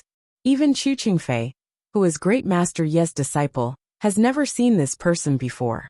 According to speculation, this person is extremely likely to be a heaven-ranked Great Talisman Master. Arbor uttered an, "Oh," and didn't say anything else. The venerable Peach Blossom Immortal's lips twitched as he smiled. He walked up to the little stoic and said, "Jojo, I've said so much to you, but you're only going to reply with one word. It's already good enough that you have an O." Emo Lien rolled his eyes and pulled his rash wife to his side. Jojo usually doesn't bother with people when it comes to topics that don't interest him. Xiaomu silently glanced at her husband before pulling back her chubby hand. You're spouting nonsense. How could she ignore him? Usually, no matter what others said to her, she would definitely respond. After dealing with Chu Qingfei, Arbor took out the real teleportation array from his sleeve and opened it. Just now, they had all disappeared for a moment, because Arbor had activated the invisibility glyph array. At the same time, he had used the power of space in his body to teleport everyone a certain distance away. He had completely fooled Master Chu, causing him to muster up the courage to walk out. As a result, he was caught red-handed by Arbor's men. Jojo wasn't someone who liked to be tricked, but she often tricked others if the little stoic truly wanted to scam someone. Based on her methods and character since she was a child, she could basically scam someone successfully. Whoosh! The group of people immediately disappeared from Wang Zhuangzhen's trapping array. At the same time, all the residents of Wangzhuang town were taken away. When he appeared again, everyone could not help but let out a long sigh of relief. Thank goodness, they didn't fall into a ditch or crash into a wall this time. They appeared very normally 500 meters away from Dragonflame City's East City Gate. Just from the city gate, everything looked very normal. People shuttled in and out of the city gate normally, and lined up in an extremely orderly manner. Arbor and Emolian looked at each other. Should we directly enter the palace? This place looked normal. Could it be that the inner court of the palace was already under someone's control? Chapter 50-60. Emolian was the best at reading little girls' thoughts. Ever since she was young, he could immediately understand the little fellow's small gaze. When he saw her current expression, he couldn't help but shake his head with a smile. Don't underestimate Royal Father. He wasn't the old great king of the Emo Kingdom, so how could his father be so easily controlled? Even if he had already allocated all of the U court guards for him to use, Emolian didn't believe that his old father didn't have anyone he could use by his side. Furthermore, his father's strength wasn't something that his deceitful adoptive father could compare to.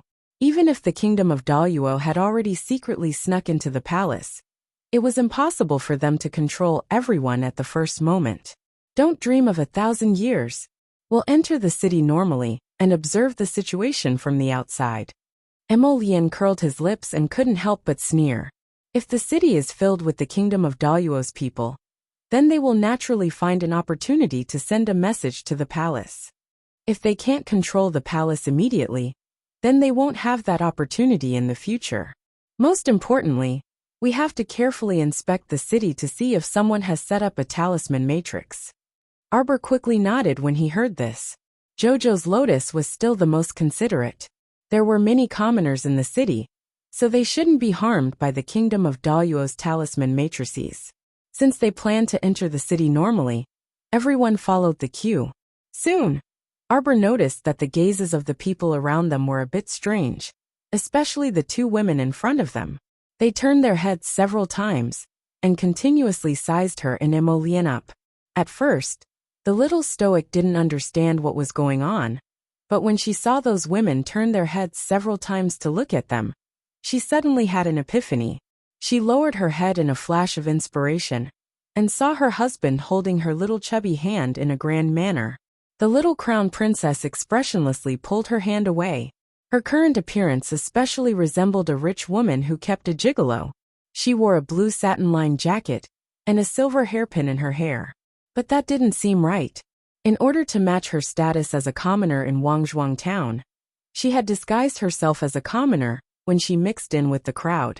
Emolian, who was beside her, was dressed in a white robe and looked like an elegant young master. At a glance, one could tell that he was from a noble family. Was she a poor woman keeping a rich man as her mistress? Crash! This image was really enough. Arbor couldn't help but curse in his heart. If he had known that he wouldn't be able to recover, he wouldn't have used the transformation talisman. What are you looking at? Yuan Shurchen snapped at the two women who were staring at them. Were they crazy? Why did they keep turning their heads to look at them instead of queuing properly? The two women muttered a few words and gave Arbor a strange look before turning their heads back. The little stoic was displeased on the inside. She lowered her head to look at her bucket-like waist and her thick and small arms and legs before harumphing indignantly. It's fine, husband likes it, Emolian said with a grin. Who cares what other people think? Let's go our own way. The venerable peach blossom immortal rolled his eyes and couldn't help but curse in his heart. I beg you, stop trying to curry favor in front of Jojo all the time. You're simply too shameless. It was especially irritating to see heaven and earth grabbing the opportunity to feed other people dog food. The group successfully entered the eastern city gate. Less than a second after stepping into Eastern Street, the little stoic's expression couldn't help but change slightly. How is it? Emolian asked softly. There's an unusual smell wafting through the air. Chapter 50-61. Emolian was startled and hurriedly asked, could it be that the people of Daluo have already poisoned the city after they sneaked into the city? It smells like special pollen. Arbor looked up at the gray sky and narrowed his eyes slightly. Emolian used a message talisman to summon someone, but after a few seconds, a black-clothed youth appeared in front of them and bowed in a low-key manner. Go and quietly bring the general guarding the East City Gate here. I have something to ask him. Yes. Jojo, there's a small tea house nearby. Let's go up and wait. Everyone quietly went to the tea house. After a while, a personal hidden guard brought a middle-aged general upstairs. The man was sweating profusely and had a nervous expression on his face. When he saw Emolian, he hurriedly went up to greet her. In the past 2 days, did you discover anything unusual in the city? The middle-aged general in the East City shook his head, but then he seemed to have thought of something and hurriedly added. Before dawn today, a big black bird appeared in the sky above the city, but it quickly flew away. At that time, we sent a master archer to shoot it from a distance, but unfortunately, the distance was too far and he couldn't hit it. That black bird flew too high, piercing through the clouds. Those who weren't of high cultivation couldn't shoot it at all. That master archer only shot its tail feathers and shot down 2 black feathers. Other than that, there was nothing unusual. Prince Emo and Arbor looked solemnly at each other. It doesn't seem like Tianyun's style, Arbor said with a frown. The previous few times Tianyun attacked, it was always remote villages or places where no one lived at all.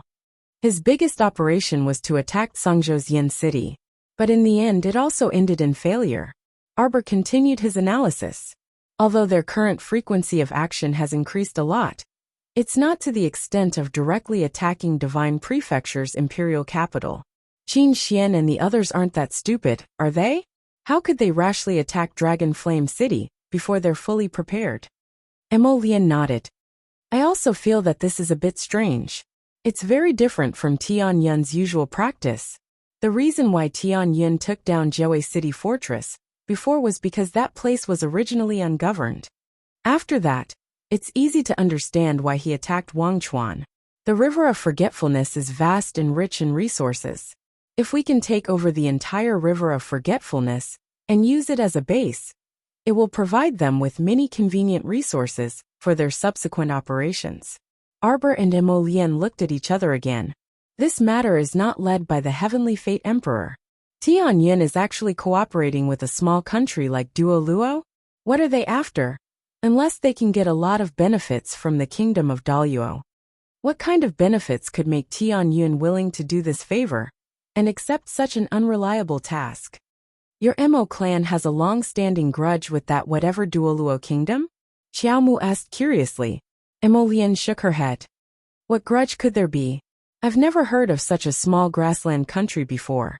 If they hadn't come up with Lilier's plan and jumped up and down in front of the Crown Prince wouldn't even know what they were. Is that so? Arbor glanced at the Crown Prince in confusion. But I keep feeling that Duoluo seems to be targeting your Mo clan. Although that Lilier plan is quite annoying to me, it seems that the target of the plan should be you. Chapter 5062. They want to take me away from you and use this to threaten you. They must be plotting something from you. Based on how much Jojo's Lien cared about Jojo, these people must be plotting a gargantuan benefit. When Mo Lien heard the words Lilier's plan, his entire face darkened. They will all die, he said coldly. The people he sent out were already searching everywhere for those Lily heirs. As long as this plan dared to continue, he dared to kill everyone he saw until all these fakes were destroyed. Arbor sighed and said dryly, they are also pitiful women. Jojo. Mo Lien glanced at her with displeasure. Fine. Arbor nodded repeatedly and said, I know that most of them probably brought this upon themselves. I don't pity them. She only felt that it was a pity. Why did they indulge in such wild fantasies and want to become someone else? Wasn't it good to live their own lives? Before the plan was carried out, those Lily heirs already knew what kind of life they were about to face in the future. They willingly became this fake and wanted to replace Arbor. Their thinking was extremely naive and laughable. Furthermore, don't you think it's funny? Who did those Lily heirs meet? Arbor shook her head exasperatedly. They met that bipolar fellow Mingyasi, found Duanyu, and even met Mo Lien. What kind of freaking excellent luck was this? Jojo. Mo Lien helplessly squeezed his wifey's hand. Let's not stray from the topic. Oh right. Arbor nodded. Since the nightcaw bird appeared in the eastern district, then the pollen smell I smelled in the city must have been spread by it. Now that we're in such a hurry, I also don't know what the nightcaw bird spilled this time. Arbor clenched her small fists and lightly slapped the table. How about this? I'll first prescribe a few more types of antidote. Forget it. I'll spray it with all kinds of antidotes first. All right. However, this city still needs to be under martial law for the next few days. Have the people from the patrol camp in the city strengthen their patrols. If they discover a sick person, they must immediately report it. All right. Mo Lien nodded again and turned to look at the middle-aged general, who was sweating profusely. That general had already understood the young Crown Prince Consort's intentions. Did the Crown Prince Consort mean that the large black bird that appeared before dawn this morning was sent by the Heavenly Fate Palace to scatter the medicinal powder? Go back. Be more vigilant these few days. 4 hours later, Arbor and Mo Lien used the transmission talisman formation multiple times and wandered around the entire inner city of Dragon Flame City. Fortunately, they were teleported out of the city twice, so they had no choice but to secretly turn back. Fortunately, after going back and forth, Arbor didn't find any traces of the people of Daluo setting up array glyphs. Instead, he studied the original Great City Protection Array of Dragon Flame City from inside out. The original Defender Array of Dragon Flame City was completed hundreds of years ago. Mo Lien said softly. Every year, Father would send a special team of talisman masters to carry out talisman power transmission and maintenance. Although it has never been activated, the array glyphs are still intact. At this point, he lowered his head and glanced at his wifey. Jojo, isn't that right? On the way here, Arbor had studied the Defender Array of Dragon Flame City. It was indeed an extremely expensive defensive array from 100 years ago. Chapter 5063. The array disk was set up in the southwest of the palace, and the talisman power inside was also very abundant. The person who set up the array must be a heaven-level talisman master. And there might be more than one person. Dragon Flame City was huge. Without 3 heaven-level talisman masters, it would be impossible to set up such a large array in a month. Very good. Arbor nodded. There was really no need to worry about Dragon Flame City. Once the defender array was activated, even if 100,000 soldiers attacked the city from the outside, they would not be able to break it without 3 months. Arbor looked up at her husband. It's a very powerful multi-layered defensive array. There's really no need to worry. Emolien grinned and took his wife's hand. Since there's no big problem in the city, let's go back to the palace. The two had just returned to the tea house at the east gate when they saw a horse galloping toward them. At the entrance of the tea house, the person on the horse hurriedly dismounted, rushed forward and bowed. Xiao Chu greets your highness. Emolien raised her eyebrows slightly and thought, my old father is really well informed. He got the news so quickly and knew that I was back. Xiao Chu was the chief palace maid by his side. She had been dutiful all these years. Before his mother woke up, she had been in charge of the affairs of the palace.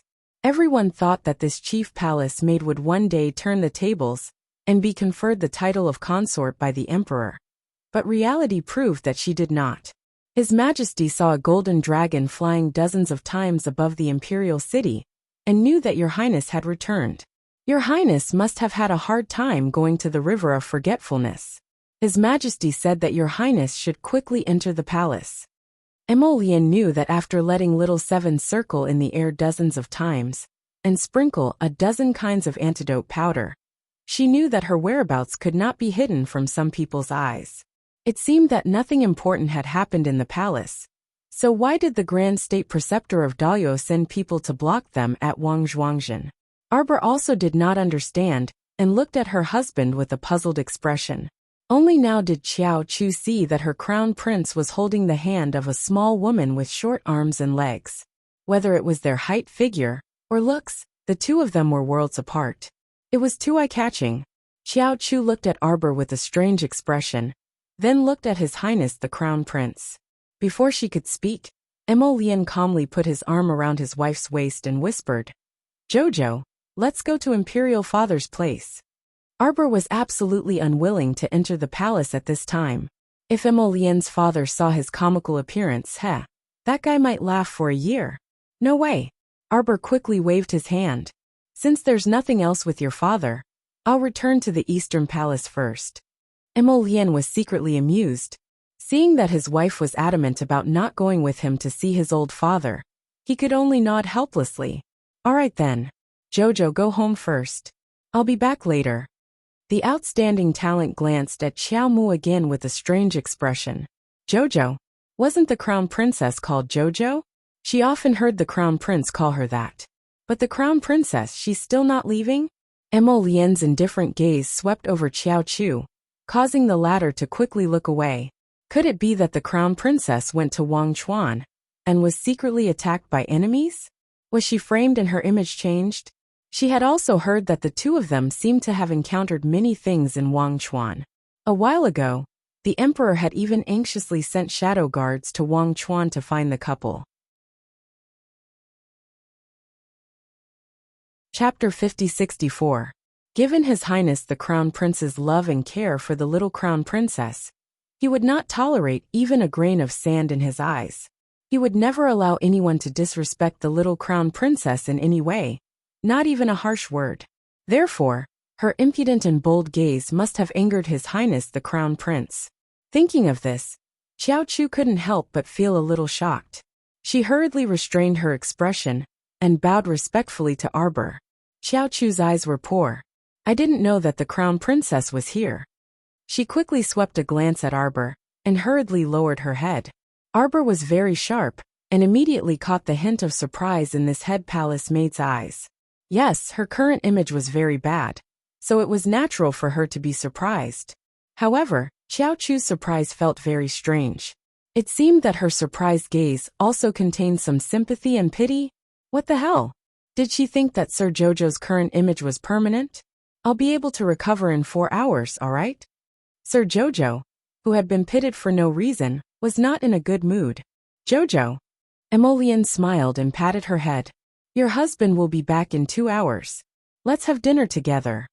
Arbor nodded and looked at his back as he rode away. Her brows furrowed slightly. Xiaomu felt a bit strange, and her heart was a bit unsettled. Hence, she attributed this strange feeling to an omen. Her experience growing up told her that her intuition was very sharp. Little butterflies, follow His Highness into the palace to take a look. Arbor flicked her fingers. 2 black poison-tailed butterflies flapped their wings and quickly chased after Emolienne. Is there something wrong with that woman? The venerable Peach Blossom Immortal walked to Arbor's side and asked in a low voice. Her eyes are clear and her complexion normal. She wasn't drugged or controlled. She wasn't under any puppet spell. Arbor shook her head. However, her intuition had always been accurate. She had a feeling that a storm was coming. As if something was about to happen, Arbor returned to the Eastern Palace. He first returned to the Star Domain to wash up and wash off the dust on his body.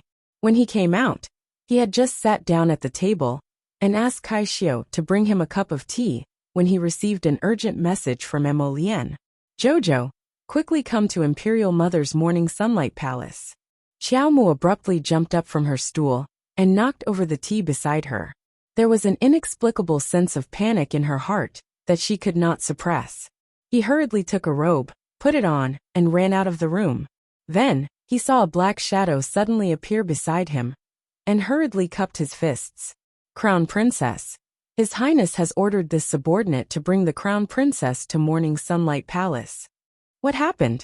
Arbor pursed his lips and asked sternly. His Highness the Crown Prince finished talking with His Majesty and went to the Empress. The Empress said that she had invited your mother, the Crown Princess, to the palace for tonight's banquet and asked His Highness to stay for dinner. Who knows? When your mother entered the palace, she brought you along to pay respects to the Empress. What do you mean? Sir Jojo's heart could not help but fiercely shrink. The secret guard hurriedly said, It's what you think, Crown Princess.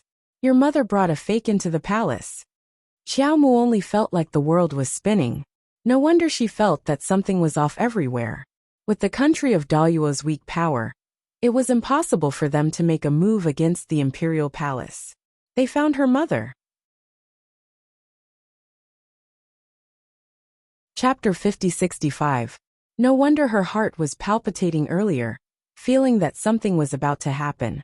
So it was because the people of the country of Daluo had reached into her home first? Although the Qiao estate didn't have any guards on the surface, there were hidden guards in the dark, so this point was quite strange. How did that fake enter the door without alerting the hidden guards and deceive her mother? Although her mother's cultivation wasn't high, her daughter's personality had long been imprinted in her bones and blood after interacting with her for so many years. Arbor believed that her mother definitely wouldn't mistake her for someone else. Therefore, there was a high chance that this matter was even the hidden guards of the Qiao estate had probably fallen into some kind of trap. The hidden guard saw an extremely bloodthirsty and sinister smile on the little crown princess's face. Like a devil returning from hell, that pair of deformed little eyes emitted a sinister light and emitted endless ghost energy. He immediately shuddered and didn't dare to say anything more. He turned around and led the way, rapidly leading the crown princess to the Empress Central Palace Hall. The people of the country of Daluo had courted disaster this time by messing with the crown princess. There was no doubt that they would be in for a lot of bad luck in the future. The two figures were as fast as lightning, quickly disappearing into the dark night. On the other side of the room, Bai Wuxia discovered that her son's complexion was very bad. His pair of cold phoenix eyes occasionally swept across the crowd, revealing an extremely chilly and austere intent. Ever since Madame Weisher brought her daughter into the palace to meet the Empress, the crown prince's complexion immediately changed. Bai Wuxia felt that things were developing in a strange direction. The news of the crown prince's return to the capital was first informed by His Majesty. At that time, she received news that the crown prince and his entourage had already returned to the capital, but she didn't see the crown princess accompanying them. Now, the crown princess had only returned to her maternal home and entered the palace with her mother. Why did her son's complexion become so strange? Queen Bai secretly glared at her son then smiled at Wei Ziqin and said, Madam Wei. Prince Imo suddenly stood up and bowed to his mother. Mother, your son will go pick up his wife. Queen Bai looked confused. She looked back at Wei Ziqin, who was smiling. She looked at the little girl next to her. What kind of person was the empress? If she still couldn't sense that something was amiss, then she would be a real fool. She looked suspiciously at Madame Wei and her daughter before her gaze fell on Wei Ziqin. Their son spoke bluntly to the two people in front of him, and even said that he was going out to pick up his wife. What did he mean by picking up his wife? Did that mean that the little girl who looked like Jojo wasn't his wife? Could it be a fake? The more Bai Wuxiao looked at Madame Wei and her daughter, the more uncomfortable he felt. She was now a little confused and kept looking at the door, waiting for her son to come in and explain to her. At first glance, he felt that there was nothing wrong with this facial paralysis in front of him. But for some reason, the more he looked, the more uncomfortable he felt. The eyebrows were very similar, but sitting there, the aura was completely different. Your Majesty, what's wrong? Wei Ziqin looked at her in confusion and asked. Why did His Highness the Crown Prince suddenly get angry? Today the Empress had summoned many women. At this moment, everyone looked curiously at Wei Ziqin and her daughter. They were more or less curious. Everyone present more or less knew that the Crown Princess was a troublemaker.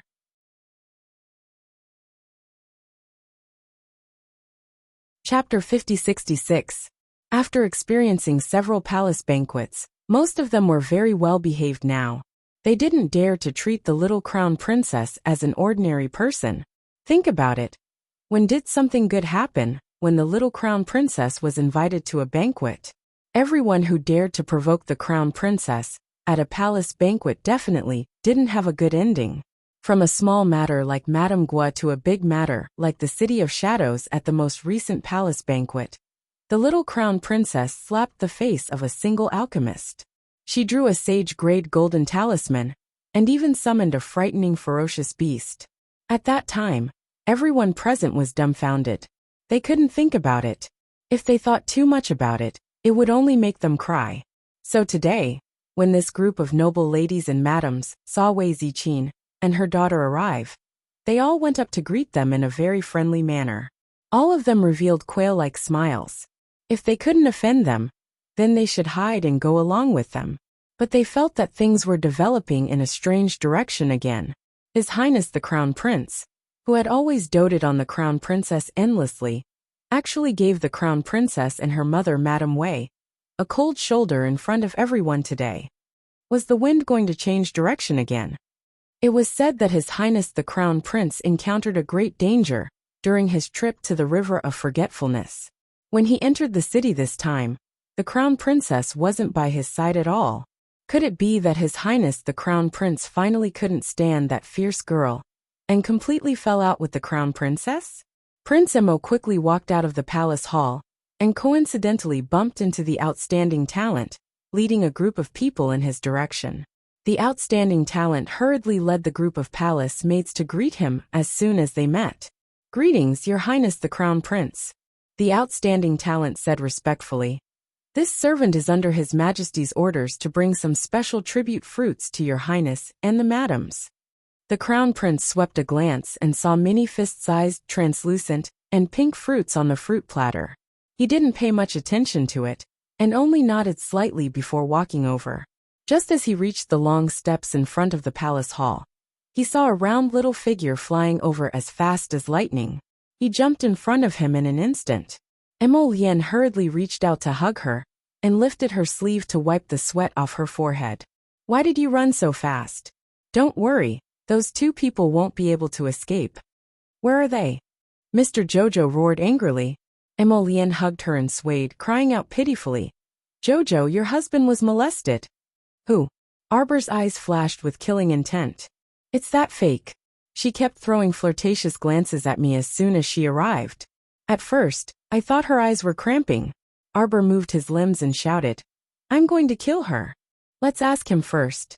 Emo Lien hurriedly pressed down on his wife's body and smiled. Let's get to the bottom of this first. I've already sent someone to the Qiao residence to check on the situation. We'll receive a reply soon. The outstanding talent walked a few steps, and turned back to glare at a palace maid who had stopped in her tracks. "Don't look around. Don't you know the rules?" That palace maid hurriedly retracted her gaze and asked the outstanding talent with a strange expression, "Aunt, who is that plump woman? How could she be so intimate with the crown prince?" It was simply inconceivable.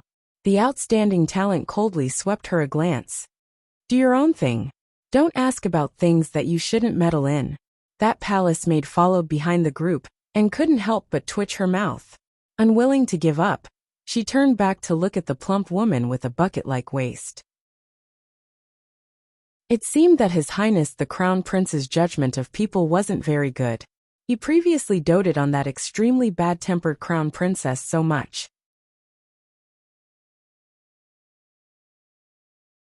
Chapter 50-67. But no matter what, even though the crown princess had a bad temper, she was still good-looking. But this plump woman with a bucket-like waist, no matter how one looked at her, she looked disgusting, right? Why was His Highness's eyesight getting worse and worse? The little royal maid stumbled slightly and hurriedly lowered her head to look at the road, quickly catching up with the group of outstanding talents in front of her. "Jojo, don't get angry first. Let's understand the situation first." After all, they had been away from Forget River for so long, so they really didn't know what had happened at home. If by any chance Qiao Zhongbang, Wei Ziqin, and second uncle's family had all fallen into someone else's hands now, then when they did things, they would definitely be restrained. "That mother of yours is also a fake." Emolian lowered her head and whispered in Arbor's ear. When they met just now, the fake Wei Ziqin gave him a very fake smile, and even called him, "Your Highness the Crown Prince," with some respect in her expression. How could this be Jojo's mother herself? Jojo's parents and second uncle's family all called him Little Mo when they saw him. How could they call him, "Your Highness the Crown Prince"? "Your Highness the Crown Prince" was what outsiders called him. How could his own people call him that? "I'm worried about them." Arbor's expression was very ugly, especially since Xiao Yao should be about to give birth soon. She didn't know how her family was doing now. Emolian gripped his wife's small hand tightly and deliberately said in a relaxed tone, "When we were on Seacombe Planet, we had seen all kinds of storms. We could even resist the siege of the Sher family of China. I believe that our family will definitely be fine." Arbor nodded and quickened her pace, walking hand in hand with Emolian into the main hall. Along the way, Arbor was already used to those strange gazes. It was similar to how those aunties and big sisters at the city gate looked at her. It was just that the madams and misses present here had much more noble statuses. Arbor was already very calm. In any case, her husband didn't mind, so why should she care about the gazes of others? Even if she was 70 or 80 years old and hunched over, Jojo's lotus was still Jojo's. Bai Wuxiao looked up and saw the couple holding hands. He quickly stood up and asked, "Tang Yuan's wife, what's wrong? How could it be? Did he take some medicine that he shouldn't have? He was still poisoned. What's going on? You're even shorter than the last time I saw you." Arbor looked at Queen Bai speechless. Emolian couldn't help but twitch her lips. "Mother, can you not mention the word short?" The Empress's reaction could be said to be extremely fast. A strong desire to survive arose spontaneously. No matter what had happened before, she still couldn't figure it out. At this moment, whenever they saw their son holding the hand of a lady or woman, they would recognize her as Tang Yuan's wife. Even if their daughter-in-law's appearance had changed drastically, their son would not mistake her for his wife. As a mother, how could she not know that her son's taste was unique? Wei Ziqin stood up with a slightly unpleasant expression. She coldly glanced at Arbor, who was next to the crown prince. "What is the meaning of this, Your Highness?" The women in the hall were a little confused. Their gazes all fell on Arbor's face. They couldn't help but think to themselves, "I can't bear to see this. The crown prince is as handsome as a god, but now he's holding the hand of a short woman. The funniest one is the Empress." Chapter 50-68. The little stoic crown princess was clearly sitting next to Madame Nei Wei, but Her Majesty the Empress actually called that woman with a bucket-like waist her daughter-in-law. What kind of stupid thing was this? The noble ladies and madams in the hall coughed lightly and looked over in confusion. At this moment, Arbor and Emolien strode into the main hall at the same time, and their gazes immediately locked onto the mother and daughter pair. They had Wei Zichin's face and figure, but Arbor didn't need to look to immediately sense that this woman impersonating Wei Zichin didn't resemble her mother in any way. In Emolien's eyes, the stoic-faced young lady sitting next to Madame Nei Wei was simply trying to draw a tiger, but ended up looking like a dog instead. It was simply too laughable. Jojo's adorably stoic face had been carved into the depths of his blood and bones since he was young, leaving an incomparably deep impression. Just based on this woman in front of him, she could pretend to be stoic just by putting on a stoic face? She was more like an idiot. She looked like an idiot, and didn't seem to be quick-witted at all. His emotions were ignited at the slightest spark, and he was on the verge of exploding. Arbor suddenly felt Emolien's finger pressing down lightly on his palm. She forcibly suppressed the fury that was about to erupt and slowly suppressed it. Since this mother and daughter pair dared to enter the palace so openly, they must have something to rely on. Otherwise, why would they dare to step into the palace's inner court and walk right into a trap?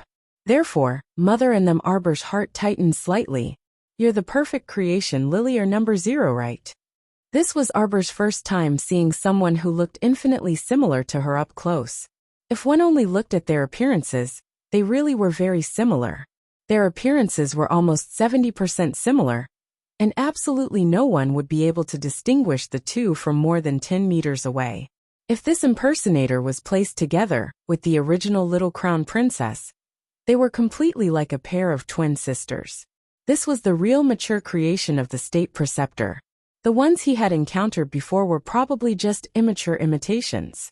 Arbor's gaze fell on the woman's face. It was hard to imagine that there would actually be such a group of people in this world. They were unwilling to face their own lives and racked their brains just to imitate others. What was the meaning of a life that was replicated like this?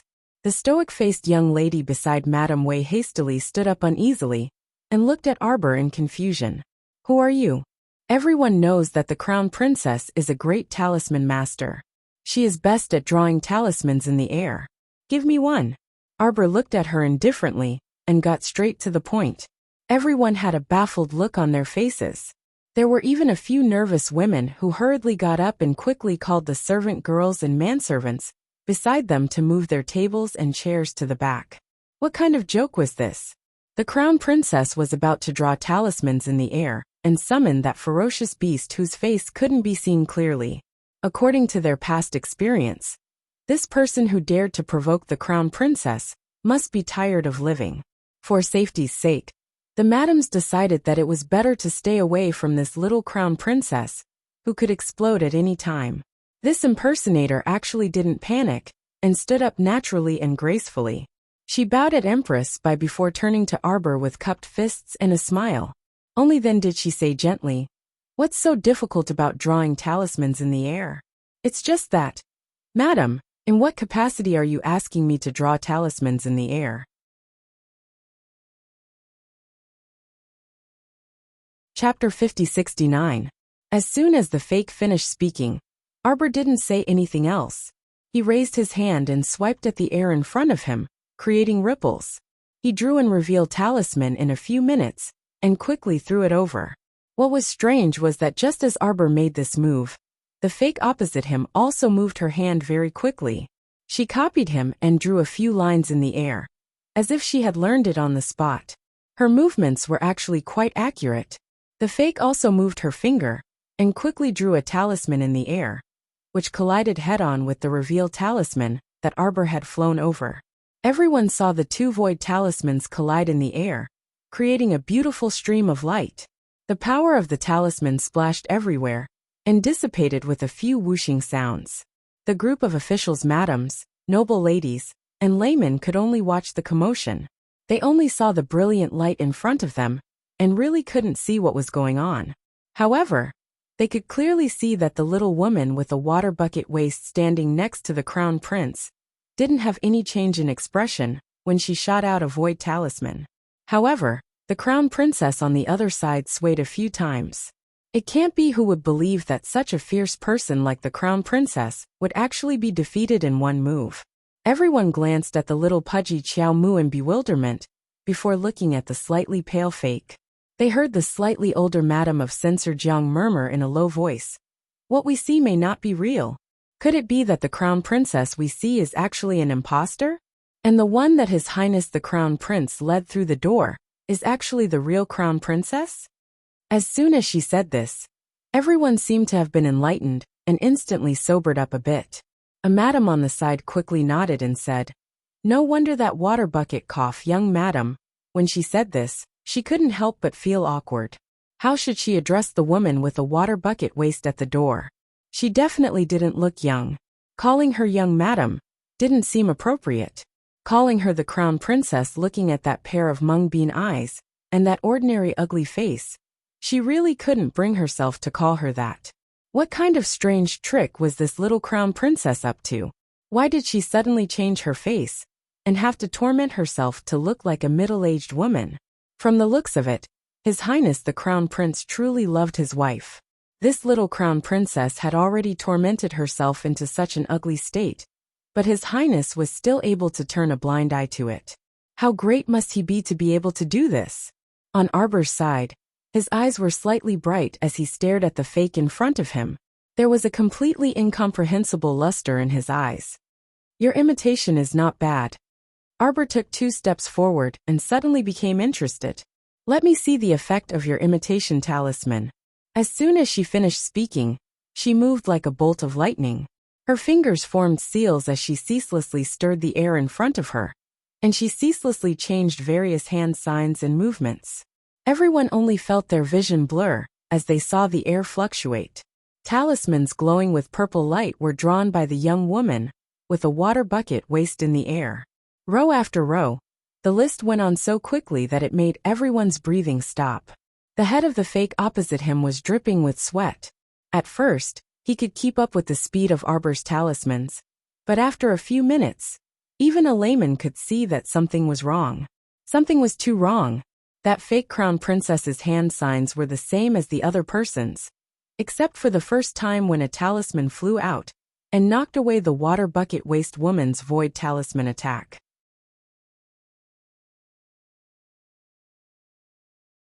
Chapter 50-70. After that, there were no more flashes of talisman light. On the other hand, the barrel-waisted woman was like a demon. Talisman after talisman appeared in the air. She continuously drew 99 void talismans. 3 in a row, 33 in a row. From top to bottom, it formed a purple talisman wall in front of everyone. Who could keep up with this speed of talisman drawing? Even if they used imitation talismans, they could not keep up with Arbor's movements and speed.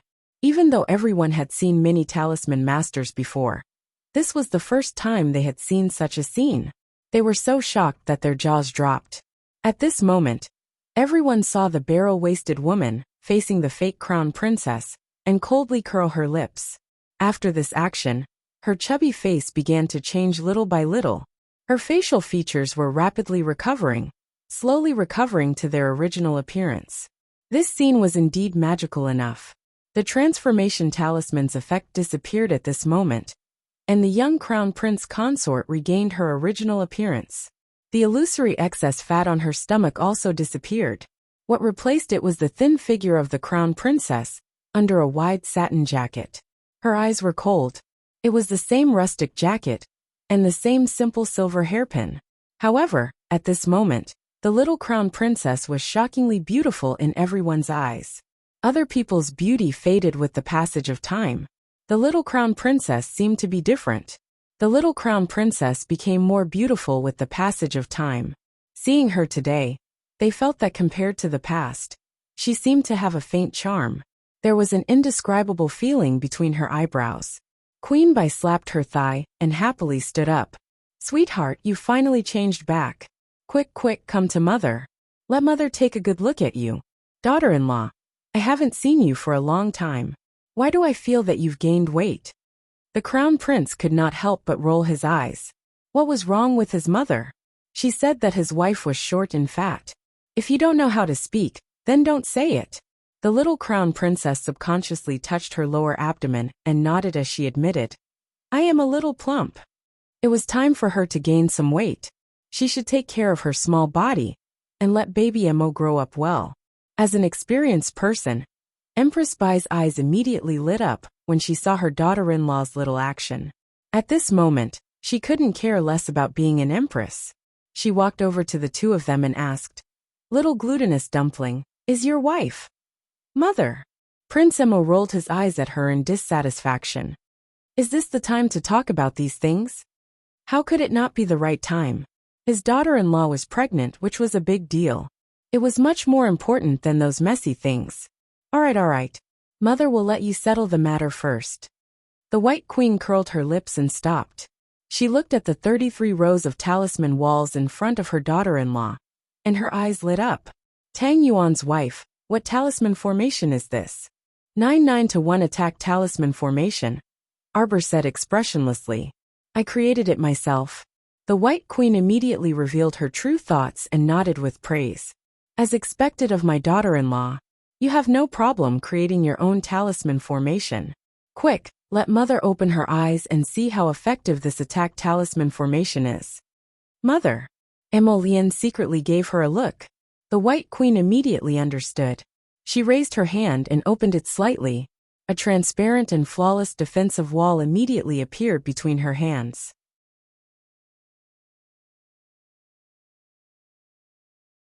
Chapter 50-71.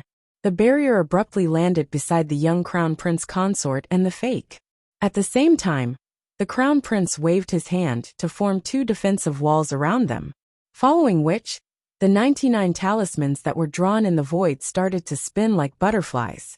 The talismans spun, leaving afterimages in front of everyone. In the blink of an eye, they had surrounded the screaming fake Crown Princess. The hearts of the many noble ladies and madams of the officials all skipped a beat.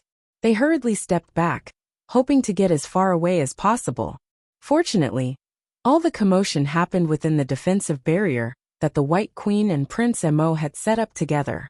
It did not affect other places. The 99 offensive talismans spun into a cocoon shape, wrapping around the fake Crown Princess. Suddenly, in a strange way, the 99 talismans combined into a huge talisman that was more than 20 times larger than a normal talisman. It emitted a holy golden light. While everyone was gaping in shock, it charged toward the fake Crown Princess with the force of a thunderbolt. That unlucky fake was instantly bound by the golden light and pressed to the ground by that super large talisman. Instantly, he spat out a mouthful of blood. What's the use of an imitation talisman? It's similar in appearance but not in spirit. Arbor shook his head helplessly. He waved his hand and said, "Explode." The huge golden talisman wrapped tightly around the fake. At this moment, a strange light burst out. All the offensive talisman power turned into thousands of streams of light, piercing through the fake Crown Princess body without any hindrance. Everyone stared blankly at him. They felt that in an instant, the unlucky one had been turned into a sieve by the thousands of streams of light. Small holes appeared all over her body from top to bottom. They were all holes caused by the thousands of streams of light. They were densely arranged on her body, arms, face, and neck. After she stood up with difficulty, she raised her head. She looked very strange. It was as if she was a fountain that had been poked with thousands of needles, and was leaking from head to toe. There wasn't a single spot on his body that wasn't bleeding. Bright red beads of blood were constantly pouring out from the tiny holes on his body. The unlucky fake could only watch as his blood flowed out of his body. His entire face was no longer calm and expressionless. It was completely twisted beyond recognition. He could feel his life force slipping away, and his life was about to come to an end. You tried to paint a tiger, but ended up looking like a dog, Emolian angrily rebuked. She raised her sleeve and slapped the fake heavily across the air. Scram! Just looking at it was disgusting. She actually dared to impersonate his Charles and openly enter the palace to annoy him. She was simply courting death. Boom! The fake Crown Prince Consort fell straight to the ground, sprawled out on all fours as her limbs drooped down weakly. Bai Wuxia called out helplessly, "Quick, someone come and carry her out. Don't dirty this consort's newly laid carpet." So hateful. The Empress walked over to her son and daughter-in-law and said with a smile, "Quick, come and tell Mother about the important matters." Tang Yuan's wife are you, report. At this moment, a secret guard from the palace rushed over. He knelt on one knee and said, reporting to the Empress, Grand Concubine Fang's carriage has been surrounded by a large group of strange-faced harpies at the east gate. The Empress' eyes narrowed dangerously. The Grand Concubine had indeed gone to Longting Temple to burn incense today. It was about time for her to return to the palace. She finally couldn't hold back anymore.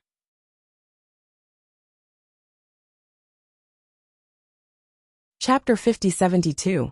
50824 Addendum. So that's what it was all about. Realization dawned on Queen Bai's face.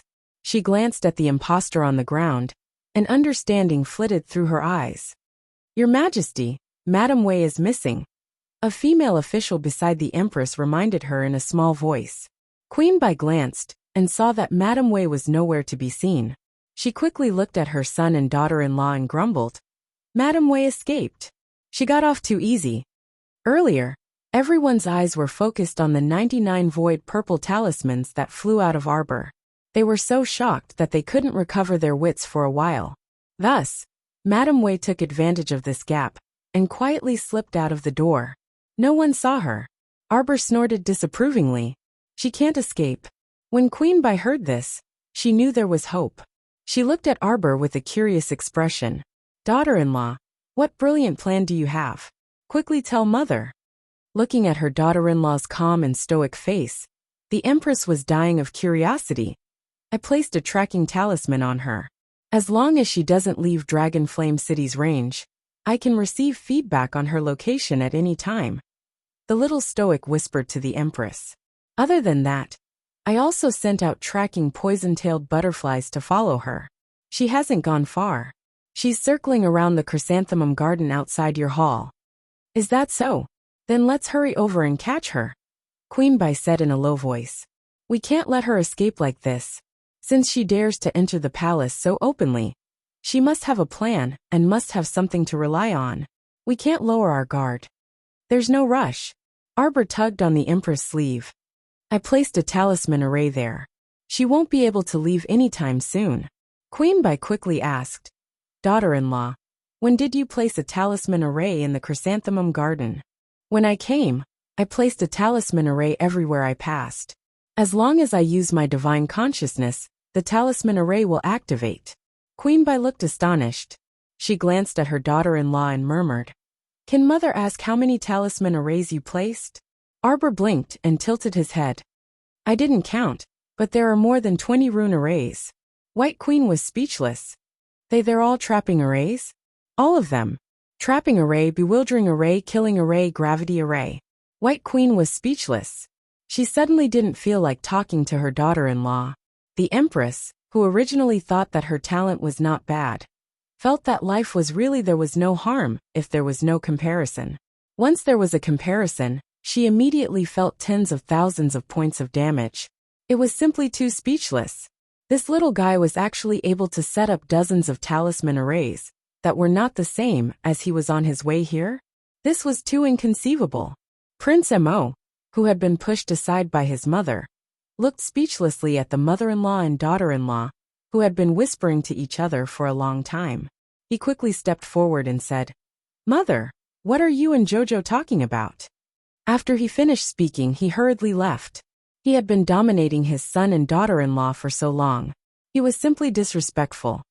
Son, your wife is really extraordinary. She's far from ordinary. Empress Bai clicked her tongue and said, You've really picked up a treasure. Of course. When Prince Mo heard his mother praise his daughter-in-law, his previous anger was immediately swept away. He put on a smiling face and nodded. Mother, Jojo's talent in drawing talismans is really you don't know if you haven't seen it. It's definitely. If Jojo says he's second, no one in this world would dare to say they're first. Chapter 5073. Yes. The White Queen nodded in agreement and thought to herself, I must go with my son and daughter-in-law later and see the dozen or so different talisman arrays set up by my daughter-in-law to broaden my horizons. The mother and son gathered together to flatter Arbor, but the person in question glanced at them helplessly. Seeing the two talking enthusiastically, Arbor could only speechlessly pull the crown prince's sleeve and point at the fake crown princess, who was paralyzed on the ground. Emolien glanced over from the corner of his eyes, only to see the fake lying on the ground suddenly move his limbs. Her hands were twisted in a very twisted posture and turned slightly behind her back. Arbor's eyes flickered. He looked carefully and found that the fake's hands and feet were connected to a transparent thread. When the thread moved, the fake immediately got up and crawled a few steps forward in a stiff posture. Two beams of cold light appeared in her eyes as she stared faintly at Arbor in front of her. Arbor was not afraid of her even when she was alive, let alone the puppet in front of him, who was controlled by someone else. He glanced at her contemptuously and drew 3 offensive purple talismans in the air with his fingers. Swish, swish, swish. They rushed toward the puppet's head. The fierce attacks landed on the fake's head 3 times in a row. The latter let out an unpleasant roar and crawled on the ground with her sharp nails. Filth dripped from her mouth. Why are you hiding? Since you've come, then quickly show yourself. The White Queen could not help but laugh. She raised her hands and 2 flying fireballs crashed toward the eaves. Along with a crisp bang sound, fine powder fell from the palace beam. A black figure suddenly landed on the ground. The newcomer bent over and made a defensive posture. Under the mask, a pair of small black eyes flashed with a cunning light. Your talisman skills are not bad. Arbor did not say anything and gave him 9 offensive talismans. The latter's expression immediately changed. He dodged left and right, trying to avoid her attack. However, his body moved and crashed into a defensive wall behind him. Only then did he realize that there were 4 defensive walls around him. No, the moment he appeared, he was trapped in the defensive array glyphs of the little crown princess. This abominable girl's methods were truly impressive. The Grand State Preceptor knew that it would be extremely difficult to impersonate the little crown princess. Therefore, they decided to be prepared and cast a mimic talisman on Lilier Zero. If they met the real crown princess, they could use the mimic talisman to fool others. Moreover, the Grand State Master had clearly told them from the start that they could enter the palace as they wished. The crown princess had already sent people to delay them, but now it was obvious that the plan could not keep up with the changes. Everything had failed because of the little crown princess's return to the palace. Damn it!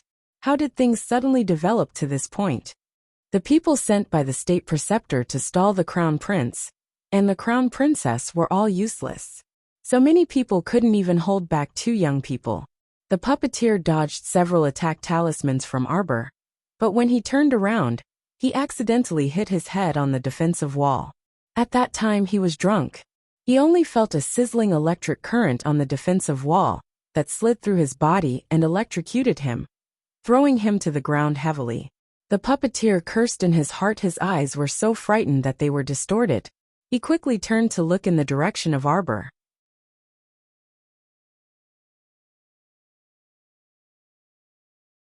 Chapter 50-74. He saw the little girl looking at him expressionlessly. Her dark eyes were filled with mockery. The pair of eyes that looked at him were completely devoid of emotion. They were like 2 deep pools of water, dead and still. How could there be such cold eyes in this world? The puppet master's entire body trembled, and he felt somewhat unwell. There was no one in this world who could be more deceitful than the little crown princess. This crown princess had built a defensive wall, but she had used some strange method to integrate the power of lightning into the defensive wall. As long as someone crashed into the defensive wall, they would immediately be injured by the power of lightning. Needless to say, the uncomfortable feeling of the lightning corroding the body was especially good. The puppet master had been caught off guard by the electric shock. Until now, his hands and feet were curled up like a shrimp. He was almost unable to speak. The White Queen looked as if she had discovered a new continent. She circled around the transparent defensive wall and exclaimed in amazement, "Daughter-in-law, what method did you use to integrate the power of the 5 spirits into the defensive wall? This method is good. Look, it caught someone off guard. Didn't that unlucky puppet master fall to the ground? Ha ha ha. In a fight, this method was too easy to be deceitful. It didn't take any effort. As long as the other party crashed into the defensive wall, he would be in big trouble. And the person who set up the defensive wall didn't need to use too much spiritual power. This was a good method to get things done once and for all. How did this little girl think of these strange methods? She was really creative. She dared to try anything. Arbor blinked. This was one of the methods of controlling spiritual power, recorded in the Spirit Division record. Arbor felt that it was very useful to integrate the power of the 5 spirits into the defensive wall, defensive shield, and various defensive equipment. Thus, she studied it thoroughly. She realized that this was definitely a necessary skill for deceitful people. She immediately applied what she learned and prepared to learn all the tricks in the Spirit Division record. Mother, do you want to learn? I can teach you if there's a chance. Okay. Seeing that the mother-in-law and daughter-in-law's heads were about to tilt together again, the crown prince hurriedly stood between the two of them and said with a serious face, Jojo, stop fooling around. Let's quickly figure out the situation at home first. When Xiaomu heard this, she couldn't be bothered with probing that puppet cultivator anymore, and sent her husband a look. Emolian raised her hand slightly. Immediately, 4 black shadows pierced through the air, and beat the puppet master to the ground in a few moves. They lifted him up and threw him in front of the crown prince and the young crown princess. Madame Wei wandered around the large chrysanthemum garden for about half an hour. The more she wandered, the more she felt that the scenery before her was very strange. Why was he always walking around in circles in this area? She was shocked and immediately reacted. She might have been plotted against. Just as she was about to stop and think carefully about what to do, a cold wind blew past her. She saw an old man with gray hair and beard appear in front of her with a cold expression. State Preceptor. The fake Madame Wei first let out a small sigh of relief. Then, she was shocked and hurriedly lowered her head in greeting. State Preceptor Larry coldly glanced at the fake Madame Wei. You're too useless. These two people didn't even last a quarter of an hour in the hall before their true identities were exposed. Truly useless.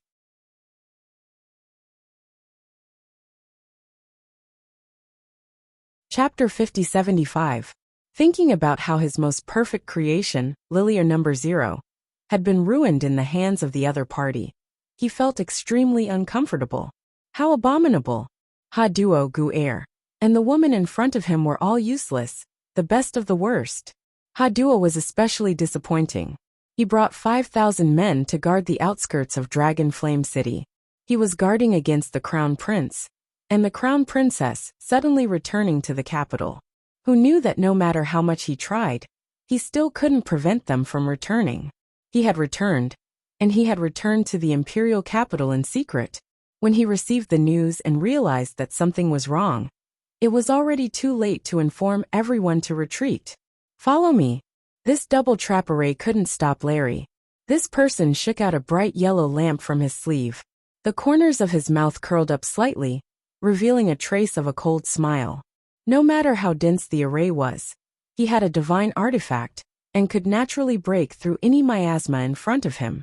The fake Madame Wei was slightly relieved. She quickly nodded and followed Larry. As she walked, she lowered her head and said, Lord Grand Tutor, I'm afraid Lilia number 0 and the puppet master are, more likely than not, it bodes ill. Fortunately, she reacted quickly and slipped away. Otherwise, she would be one of the people who died in the Empress Central Palace. Grand Tutor Larry didn't say a word. He turned around and led her to wander around the chrysanthemum garden, following the floating lamp in front of them. They seemed to walk without any pattern. In less than half an hour, he led the fake Madame Wei out of the chrysanthemum garden. The fake Madame Wei heaved a sigh of relief and bowed. Thank you, Lord Grand Tutor. Suddenly, State Preceptor Larry reached out and grabbed her by the throat, causing the fake Madame Wei to stare at him in panic. The fake Madame Wei wanted to say something, but she didn't even have the strength to speak. Her eyes were full of fear as she stared at the Lord Grand Tutor, who suddenly changed his expression, and she made a sound. With the sound of her neck breaking, the fake Madame Wei's eyes were bloodshot as she widened her eyes in disbelief. Crack! State Preceptor Larry mercilessly crushed the fake Madame Wei's neck and said coldly, Idiot! Such an idiot should not be alive to waste resources. Just as he was about to leave, He turned around to stare at the fake Madame Wei's wide-eyed face, and smiled sinisterly. On the other side, Arbor, who was secretly checking the whereabouts of the fake Madame Wei, suddenly stopped and looked up at Emolien with a puzzled expression. "What's wrong, Jojo? We suddenly lost contact." Arbor was suspicious. He tugged at Emolien and whispered, "Let's go out and take a look." The tracking talisman on the fake had lost its effect? There could only be two possibilities. The first possibility was that the fake discovered the existence of the tracking talisman and removed it. Secondly, the fake was already dead. Naturally, the tracking talisman lost its effect. "I wonder what kind of situation it is." Emolien hummed in response, and naturally followed his wife out of the central palace's main hall. Seeing this, Empress Bai hurriedly raised her feet to catch up with her son and daughter-in-law. She trotted all the way to catch up with them. "Huh." Arbor couldn't help but let out a puzzled sound. Emolien sniffed around and looked around for a while before saying, "Jojo, someone used a divine artifact here."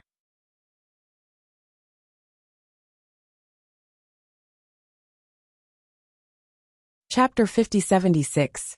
Arbor couldn't help but laugh. This fellow's nose was really sharp. She could even sniff out the scent of a divine weapon being used by someone else. Did that fake walk out of your double confinement formation? The White Empress couldn't resist asking. Someone probably barged in and took her out. Arbor carefully sensed and confirmed this point. There were clearly two people's auras flowing in this formation. This meant that the fake was taken away by someone. A faint sneer appeared on Arbor's lips. Excellent. Then she wanted to see how many of her talisman formations this person's divine weapon could break. When she thought of this, a cold glint flitted through her eyes. Her thoughts turned at lightning speed, and her divine sense moved, activating all the talisman formations she set up along the way. It was fine if someone from the palace accidentally stepped into her talisman formations. With the current strength of her divine sense, she had no problems controlling talisman formations from a distance of 500 kilometers without harming any innocent people. As for the person who rashly barged into her talisman formations and took the fake out by activating the divine weapon, Arbor curled her lips coldly. You can only blame yourself for not taking the path to heaven and barging into hell when there was no door to hell. Arbor followed the traces left behind by the tracking talisman several hundred meters forward and discovered the fake Madame Wei's wide-eyed body under a green plant. At first glance, everyone was shocked by the fake Madame Wei's death. Her eyes were wide open and empty, as if she had seen something, and her mouth also gaped. She wanted to cry out as if she was caught off guard, but she still couldn't make a sound at the last moment of her life. Her death was incomparably miserable. Arbor only swept her a glance before turning her face away in disgust. Now this fake Madame Wei had revealed her true appearance. Her round and plump middle-aged woman's face didn't resemble her mother Madame Wei in the slightest. This directional transformational medicinal liquid was truly extremely annoying. She had to speed up and develop a medicine that was faster than forcing people to take the antidote orally. It would be best if it was something like a medicinal powder. She could make people reveal their true appearance with a casual sprinkle. This way, it would be more convenient and more effective. When she thought of this, the little stoic's tightly pursed lips couldn't help but droop slightly, revealing a solemn and serious expression. How did this fake die? A female official beside the Empress quickly walked forward and was about to squat in front of the corpse to take a look. He only heard the little stoic shout, "Don't move."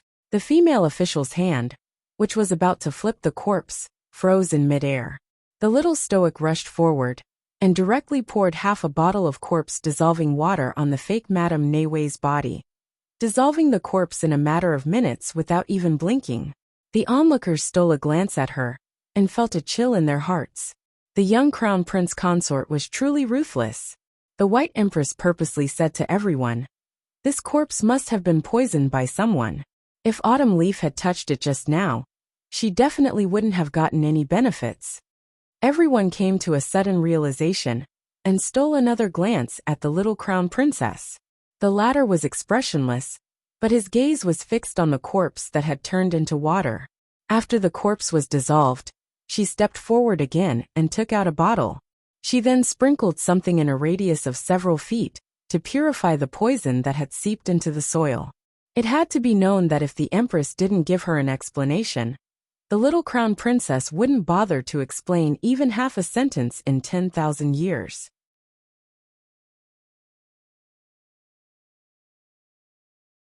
So what if she dissolved it? In any case, in other people's eyes, she was an especially cruel person. When had she ever cared about other people's opinions?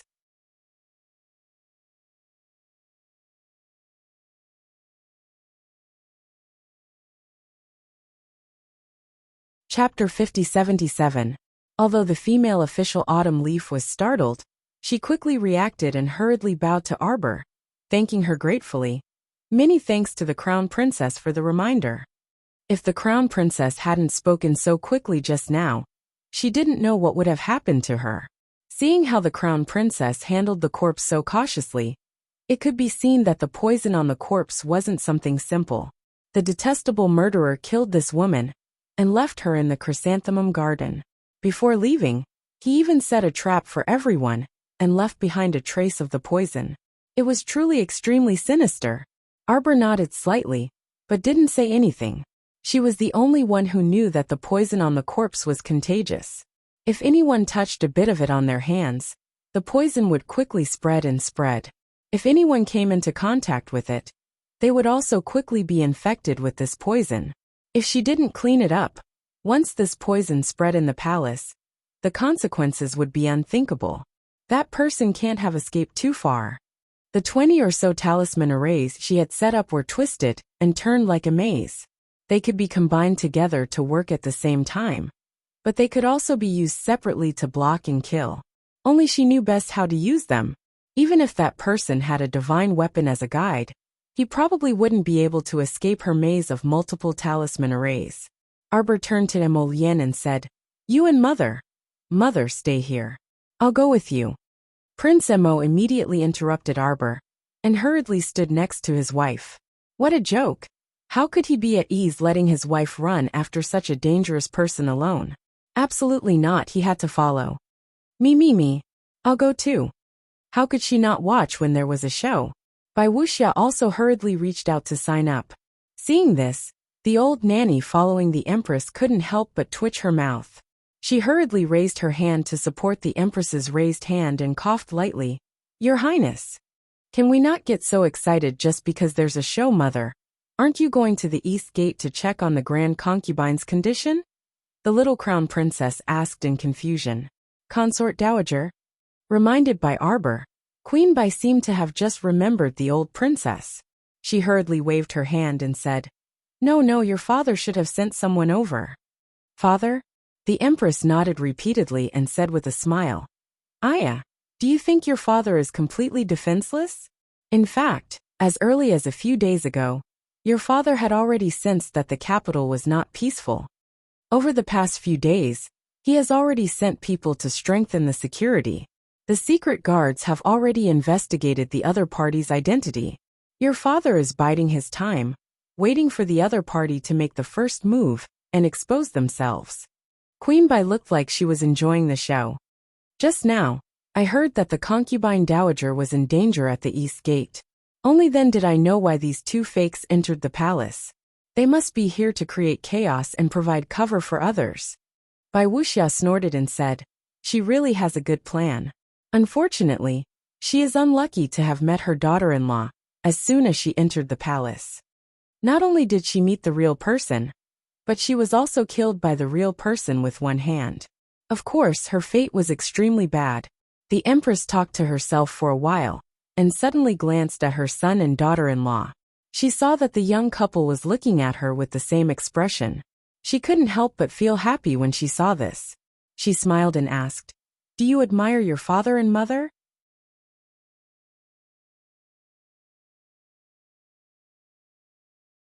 Chapter 5078. Prince Emo sighed ruefully in his heart.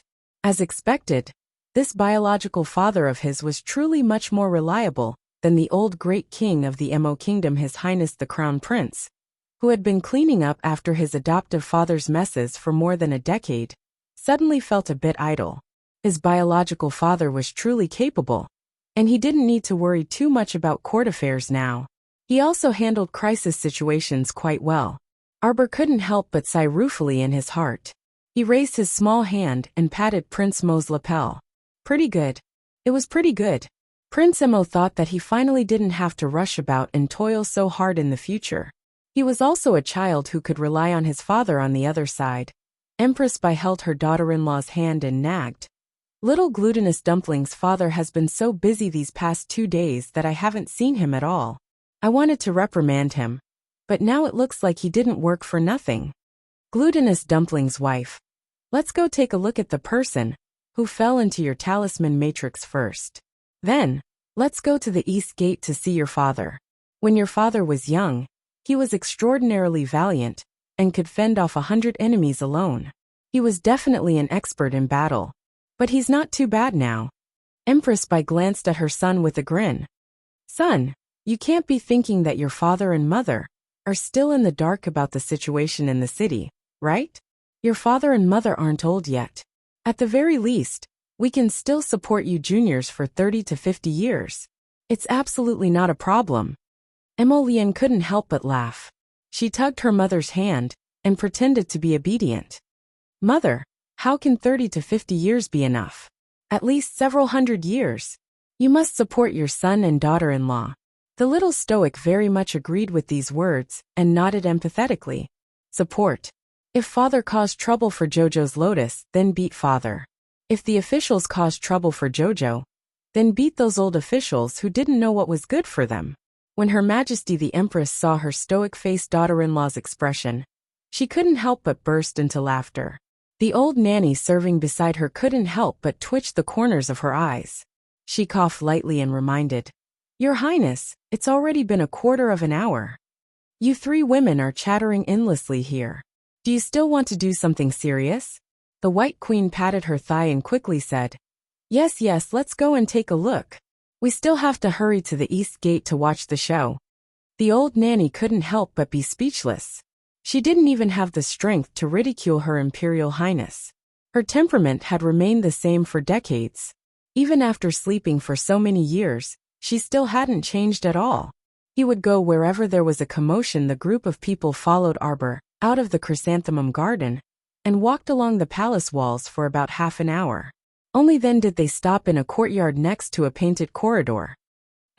It's such a remote place. White Queen looked around curiously. Jojo, are you sure it's here? Arbor nodded and waved her small hand at everyone. Then, she strode forward into that painted corridor. The group of people followed the little crown princess over. Sure enough, they didn't walk far before they saw a bearded, gray-haired elderly man with a drooping face. He was fiddling with a lamp in his hand. Arbor's small face was taut as she expressionlessly said, No need to try. Do you think you can get out of the talisman matrix that I set up? You will definitely trigger the other talisman matrices if you walk out of the first double confinement matrix. Talisman matrices within talisman matrices, one set after another. Just 20 or so sets of talisman matrices that didn't overlap would exhaust people to death inside.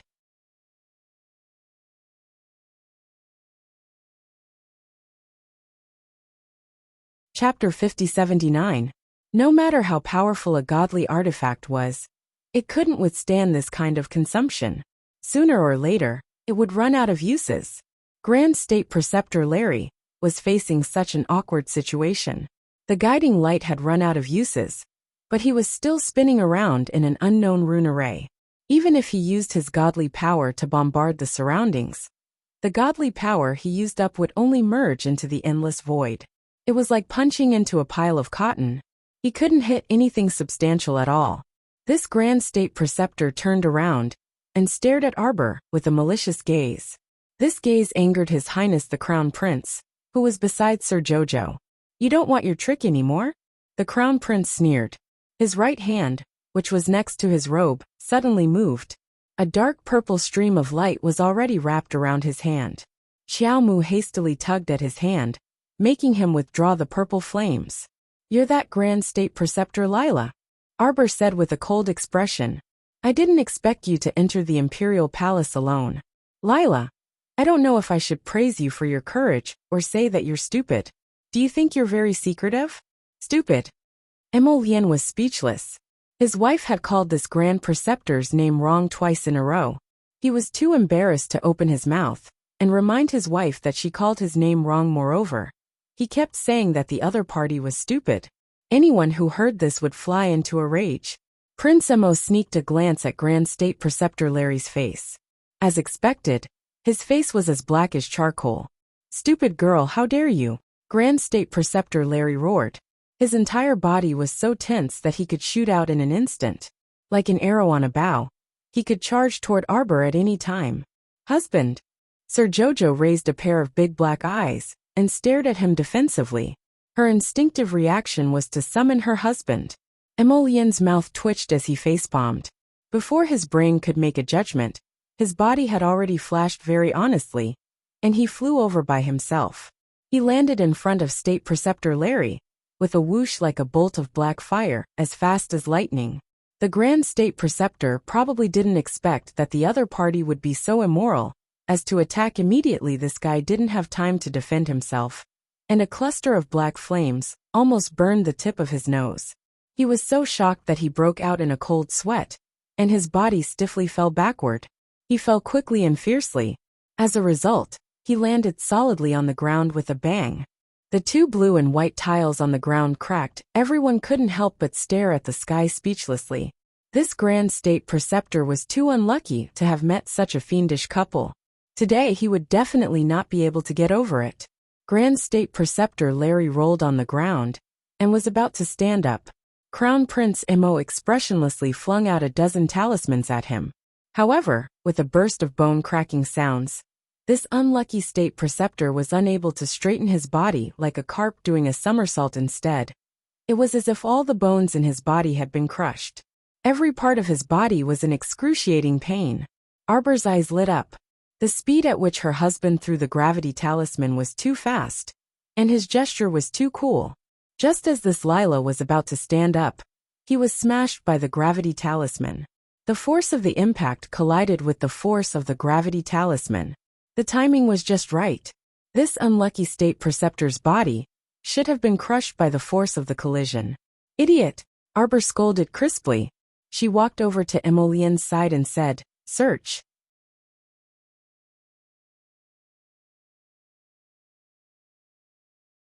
Chapter 50-80. She didn't want to waste time with this person, so she directly searched his soul to see what kind of plan the Kingdom of Daluo had.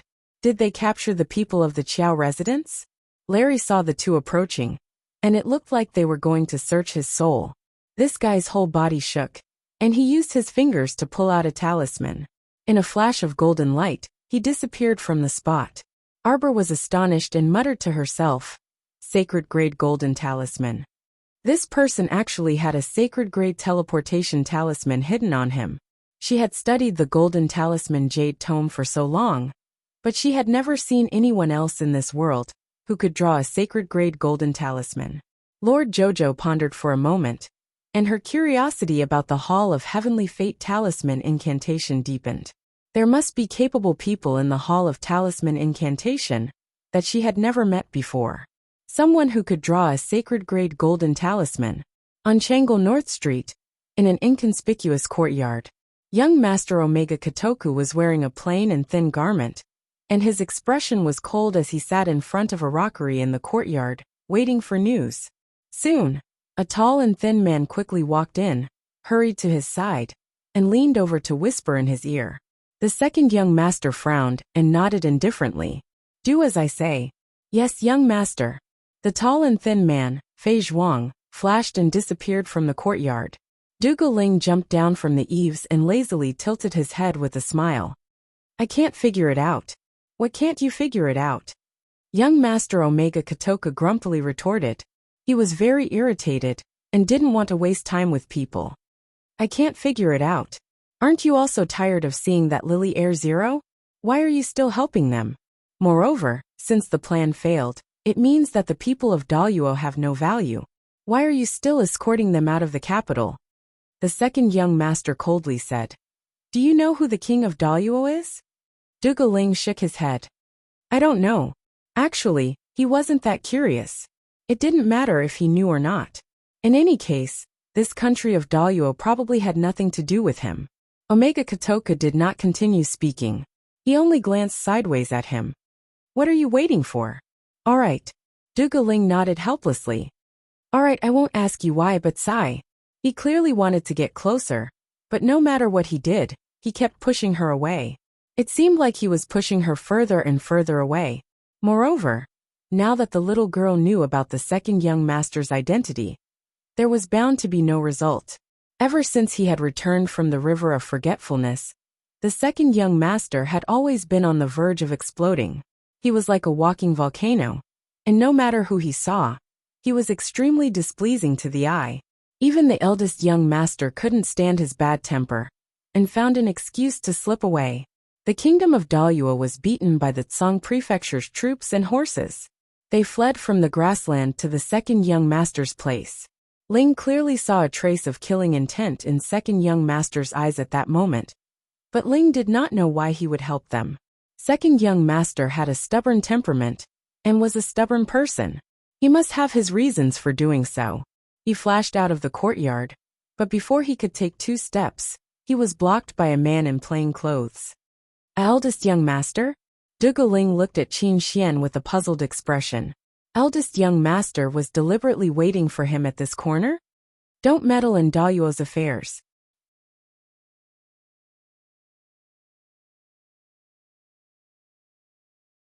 Chapter 5081. When I came, I saw notices posted all over the streets to capture the fugitives from the state of Duo Luo. Eldest young master Qin looked calmly at Dugaling. The entire city has been sealed off. That guy Emolien is personally leading a group of the capital's elite troops, as they traverse the streets and alleys, to capture this group of people.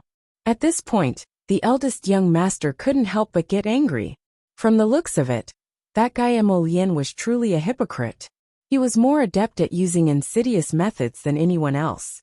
That guy had ordered people to set up testing talisman arrays all around the city gates.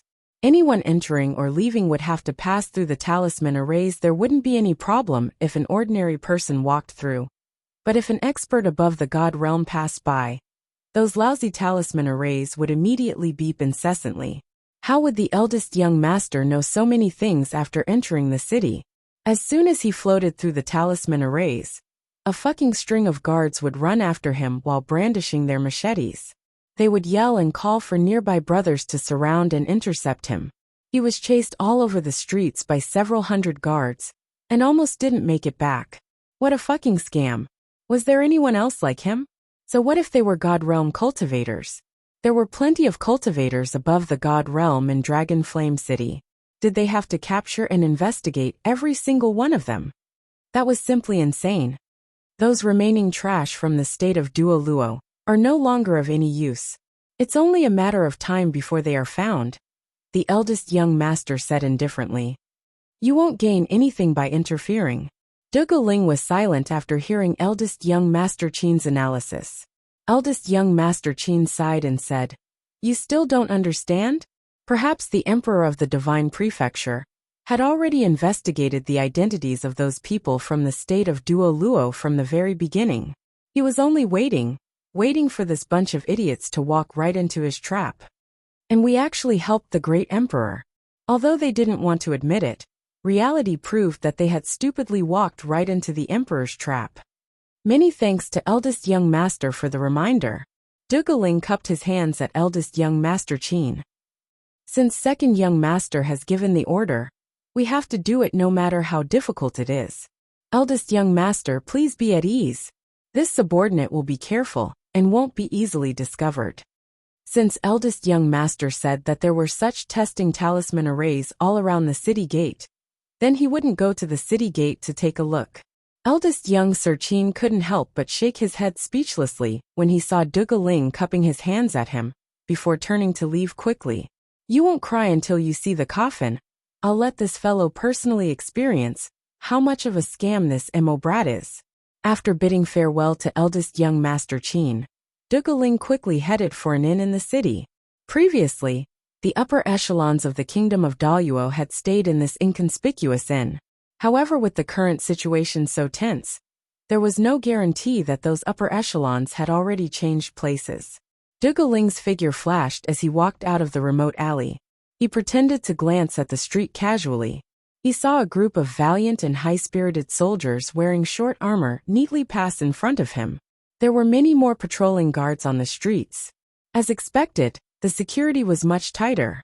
Just as he was pondering, he suddenly heard a series of beeping sounds coming from beneath his feet. He didn't pay much attention at first, but his heart involuntarily thumped when he saw all the pairs of eyes on the street looking in his direction. "Capture him!" A leading soldier on a horse yelled as he pointed in Zhuge Ling's direction. You're tuning in to the Dreamy Chapters YouTube channel. We're so grateful for your support. And don't forget to subscribe to join us on this incredible journey through captivating stories. Your generosity through donations truly makes a world of difference, as it's the primary source of revenue that allows me to expand and enhance this channel for you. Thank you from the bottom of my heart for being a part of this adventure.